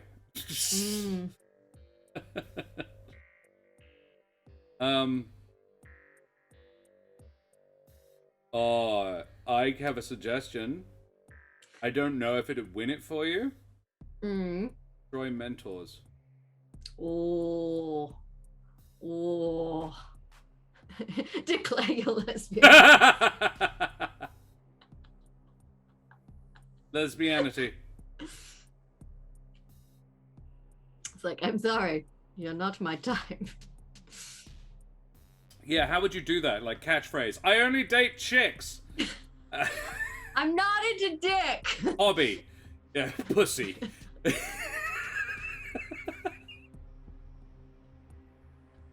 I don't think we could consider lesbianism a hobby, John. Tourist. Reject hetero, embrace sapphic. I'm a mectrosexual. Doesn't help that all the lesbians I know are all way cooler than me. Lesbians are pretty cool. And I don't know Find whether a it's just the signature quality weapon of is just lesbians that, no, in I my wouldn't life, wanna- or just lesbians in general. But I mean, yeah, the the ones I know. quality of the lesbians in your life is very high. Yeah, I know quality lesbians, guys. Lesbians are quality people. Lesbians are quality people too. The only throbbing thing. The only throbbing thing I want between my thighs is the Furious Engine signature.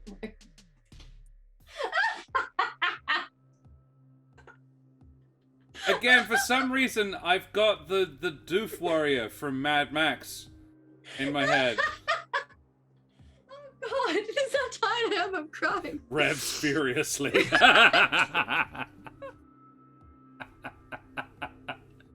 I'm just here God. revving No, furiously. I want an army Revs of... furiously on your. That's merch. No, I just want these lesbian / mech sexual warriors to get turned on. By going into battle. So it's a support crew or a squad mates. It's a team of mech sexuals. The revving intensifies. God damn it, Castellan. I'm a motorboat her exhaust. Ah, Rover Jack. Ah. This is terrible. Well, I didn't snort the biscuit this time. Now, excuse me while I get the crumbs off my monitor. Oh, guys, you're making my eyeliner run down my face. Please stop. Oh. Can I call in the mech munchers? I'm not confident this will win it for you. I reject the idea that I'm like, no, I'm gay. It was like, oh no, it's not like that. I just think you're cool. Big giant airbags. Oh.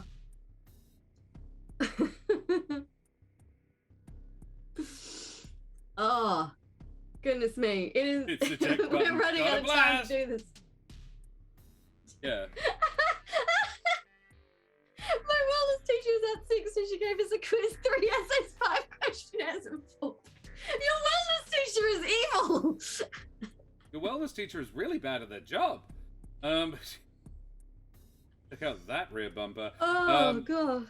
Frankie Yank, I'll resuggest for him to prove his love by protecting her ideals. Oh. Okay. Utility equipment. Okay. Greater narrative question. Is that Yeah. I'll do this. Got a snorting, guys. Good Oh, job. God. Pass it down and smash it. This is some sort of bizarre fuck, marry, kill. Oh, God. How pivotal are we as individual warriors to our side's ultimate success in battle? I think ultimately, yeah, as the you know that this means they'll be they can't agree on as who will win. They never give up the chance to settle this once and for all, and neither will you. I think very. Okay. She would down weapons and leave if he went to. How do you define that? I don't know. Distinct look. You know what I would call it? Special ability. Sacrifice your reputation. Whoa. Technically speaking, you can't. because you only defined it this round. Shit. No, I can't. But the rules don't specifically state you can't do that. That's a home rule that Brendan and I put in. And I like that a lot. So I would be okay with letting you do that. Cool. Because that's very She cool. will disgrace herself to force the conflict to an end. But only if he goes in it with her.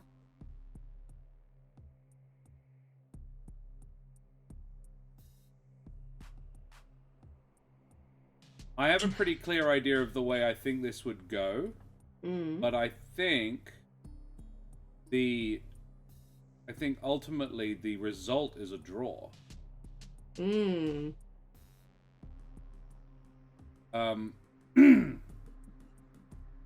Because, and I'm happy for you to tune in on this. Yes, Nelderberry, she wants me to become a lesbian too. You would be a lesbian if it was an option. I am a lesbian if it's an option. Set lasers to stunning. Yes, Paparotica story. Mech munchers, the unhinged lesbian mech sexuals of you planet Europa.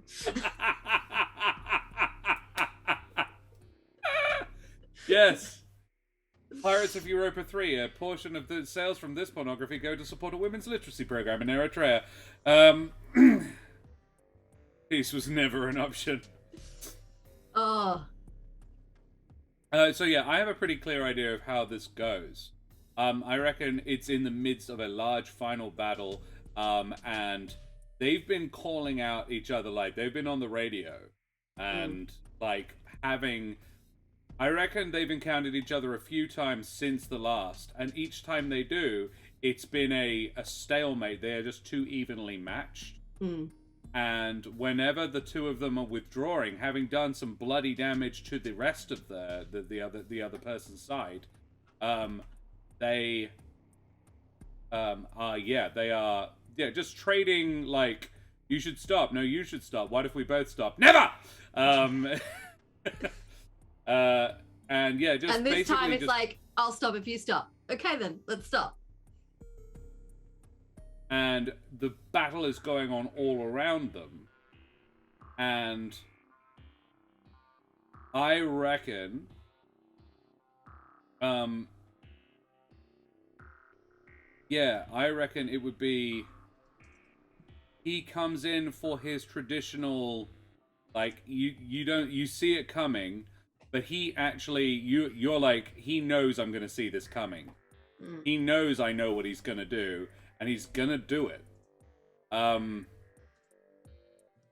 And he does it anyway. And does the dive, comes up, you know where he's gonna go, you know where he's coming from. I reckon you use your claw to weaken the ice where he's coming up, which actually lets him come out faster than he would expect. And as he comes out with way more momentum than he's expecting, you just sideswipe him. Like there's a backhand bitch slap across the claws, shattering his plasma claws. Just breaking all the claws on his front paws. And sending him sprawling. She then dashes, like, follows in. She is going, like, it's not even, the laser weapon's not a thing. You said you'd redefined a new weapon? No, this is the harpoon, isn't it? Yes, I have harpoons now. She comes in. I reckon she's fired a few, but this one she just takes it like a melee weapon and goes to stab him with it. And she brings it down, and at the last moment he activates the jump jets, all four of the feet, and just pops over her.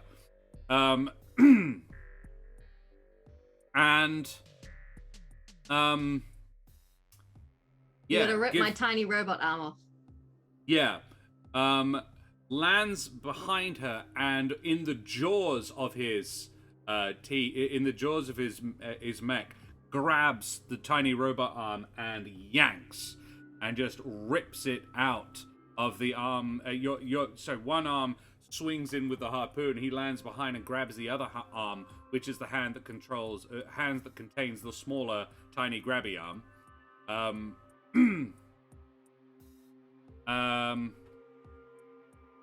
And in one fell swoop, you destroyed the plasma claws and the death from below, because he now cannot do it anymore. And you've proven catastrophically that it doesn't work on you. You have found a good counter to it, and he doesn't know how you'll do it, so he can never reliably do it to you. And so I've destroyed that. I have mentioned the other thing I added. The jump jets, I've added that. Have I missed anything from you? With the exception, I haven't used Lava and the reputation. All right.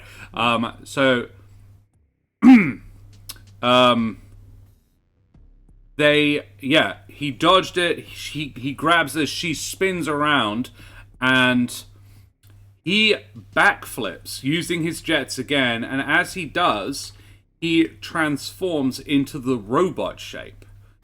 She has never engaged him in robot-to-robot form. Shit. And then I really enjoy the sort of, they both swing in together and punch each other in the chest simultaneously. Knocking each other back under the eyes. And they stagger backwards. And there's a brief moment, the battle raging all around them, laser bolts, missiles, autocannon rounds firing, the ice being chewed up, explosions, and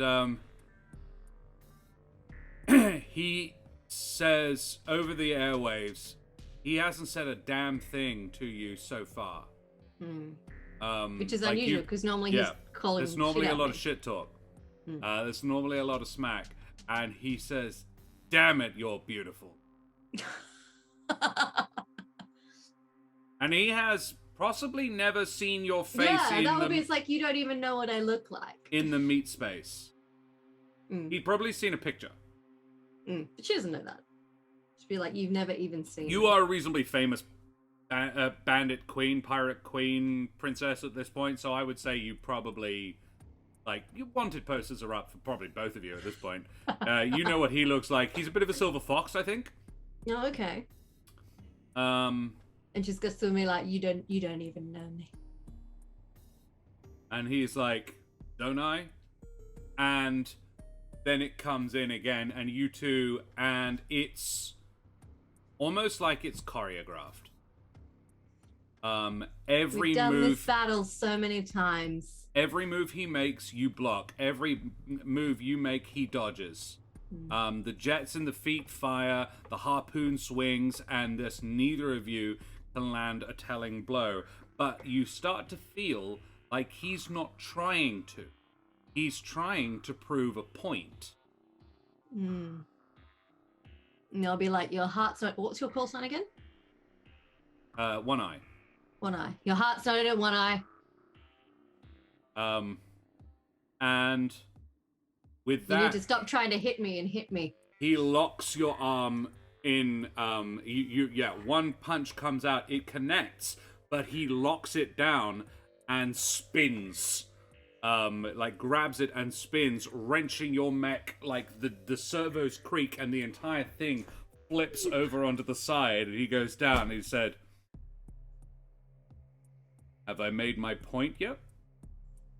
I'm gonna kick you with my cold feet to get you off me. You do. You kick him in the face with your cold feet. And yeah, like leaves the a layer ice of frost steams on your mech. off his face as he staggers backwards. And I'm like, have I made mine? Yours was made 2 or 3 months ago, mate.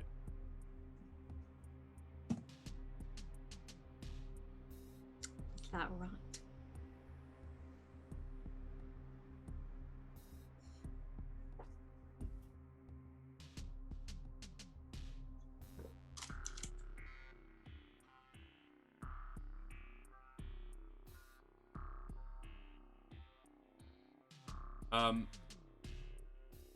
One of his lasers shoots out of the upper side of his arm, and and he's been standing there waiting for you to say something. You haven't. He pulls the laser up, and it's like, and there is a tilt in the head, like are we doing this? I draw my plasma blade. Plasma blade? My Oh, the panther's claw? not. That one. Ah, okay. Yeah. Sure. As you dash towards him, rather than aiming at you, you're dashing towards him, dodging from left to right, making it a really hard shot to take. Instead, he doesn't try, and lasers the ground in a line in front of you, slashing across it, making it basically forcing the ice to break. A shift in the ice because of your weight pushes it down. This is like a heavy-duty laser blast. It's not something you can instantly refreeze. The ice shifts and you trip. Your leg catches on this sheet of ice that is now different height from one to the other. And the claw comes out, and with his own claws that are still remaining on his feet, because it was only the hands that were the front paws that were destroyed, he sweeps one leg across, and your claw catches on his, destroying both. And knocking plasma shards away. Yeah, the shards shatter everywhere. There is a small minor explosion, and both are like.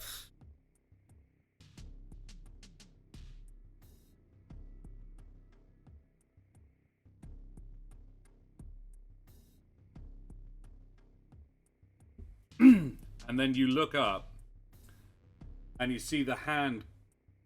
It's still got the laser mounted on it. The laser is not pointed at your head, but it wouldn't be hard for it to shift. But the hand is out to help you up.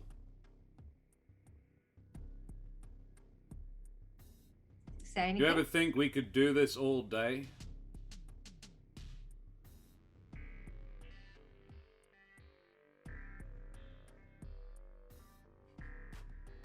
Do you think he can last all day?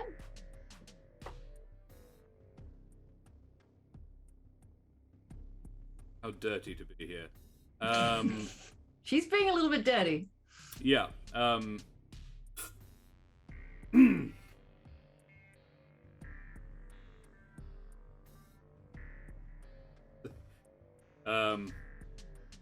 got the stamina for it if you do. No, you know what? He doesn't say a damn thing. The frills come up. And once again, he splatters you in the face. He says, got the stamina for it if you do, sweetheart. And while blinded, he swings in and sucker punches you in the ribs. Still the robot's ribs, but it rocks you to the side. I feel like I want to kick you with my cold feet again. Trying to kick your legs out from under you. But I'm half blind, so I don't know if I'm going to do it. He jump jets over your feet. Cool. And he says, fool me once. And as he comes down, he brings both fists down on one of your shoulders. The one he tore the ice cannon off, the cryo cannon off. And he looks, like seeing as your leg is shot out, he tries to knock you down to one knee. Can I use the momentum kind of twist under and away from him? Yeah, absolutely. You spin out and come up. Your feet, I'm imagining your mech's feet are quite broad, like platforms. So you can stand back up onto them. They've got a really good solid base, so it's really hard to knock you over. Almost like they can clamp into the ice to keep you up. Got real good grip. Yeah.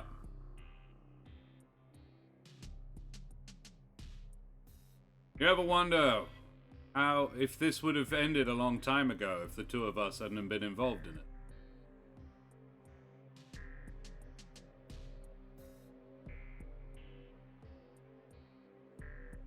At what point does it start making sense?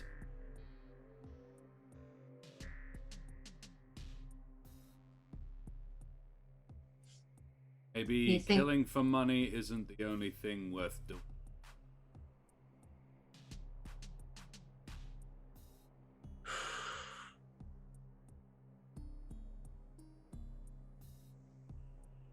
You waited till now to say something sensible? It's about the only sensible thing I've got to say to you today.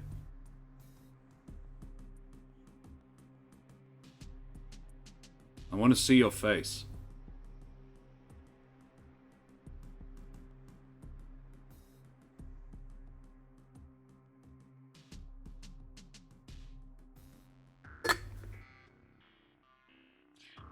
You think this battle would end if we walked away? Prove it. Walk away with me now.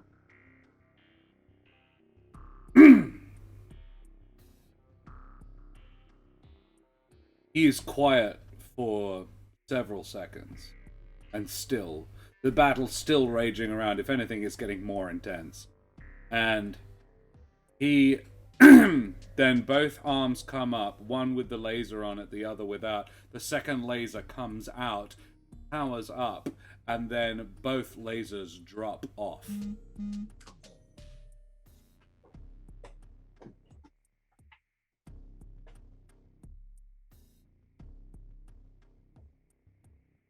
Your place or mine?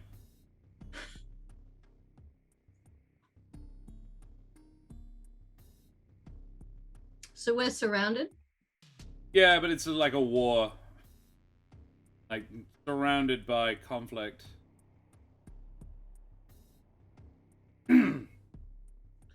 How about somewhere neither of us have been before?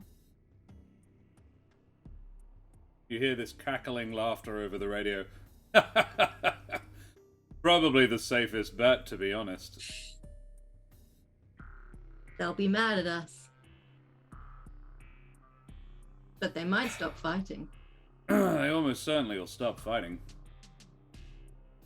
And when they've lost so much over this, they won't have much left to fight each other with.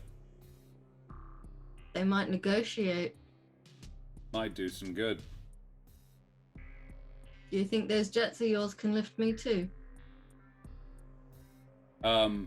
He sheds the shoulder-mounted missile pod. He says, ditch the harpoons and they will. Cool. I'll rip my harpoon launcher off. Toss it onto the ice.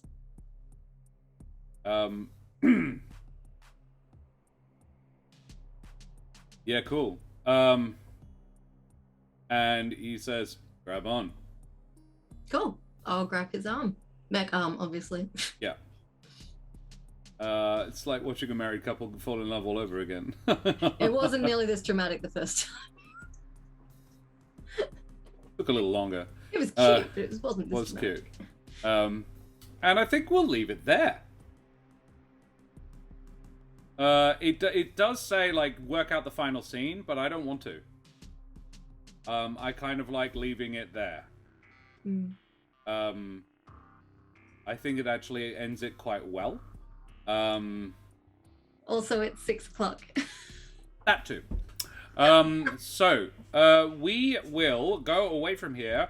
That is Very Last briefly. Shooting. It's a cool game, and it's, yeah, both times I've won, both times I have technically won, but both times I have made a point of handing it to the other player because it's, or at least sort of ending it in a no-score draw, because that's a much cooler story.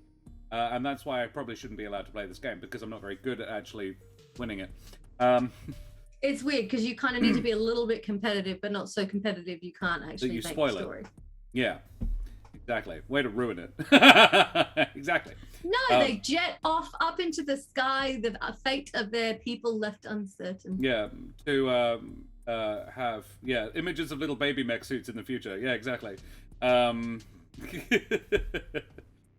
Karen's ribs aching from laughing at all the mech the sexual lesbian jokes. Yeah, I'm making breakfast. No, him explaining that technically he won, I gave up. Yeah, this has happened after real. I was like, technically, I won that argument. I'm like, yeah, technically. But this is it. I didn't win. And I want to be very clear on this. I didn't win. Because I also told her how to beat me. I think sacrificing the reputation was cool. Yeah. Alrighty, well guys, we'll go away from here and I'll be back in 15 minutes with the Humblewood crew. Yay! Yay! Final game! Whee! Final game! Final game. And we only have... Let me refresh. 303 cents. $300.03 to left to go to our Our extended new goal, goal. 2,500, and every $5, of course, goes you into the draw to win one. Beautiful, beautiful sponsor prizes. So maybe do that if you can. Yeah. That'd be great. Otherwise, just hang around and have fun watching the stream because that's nice too. Absolutely. Woo! Almost there again, Kate. Alrighty, guys, we'll go away and we'll be back very, very shortly. Say goodbye, Karen. Bye, guys.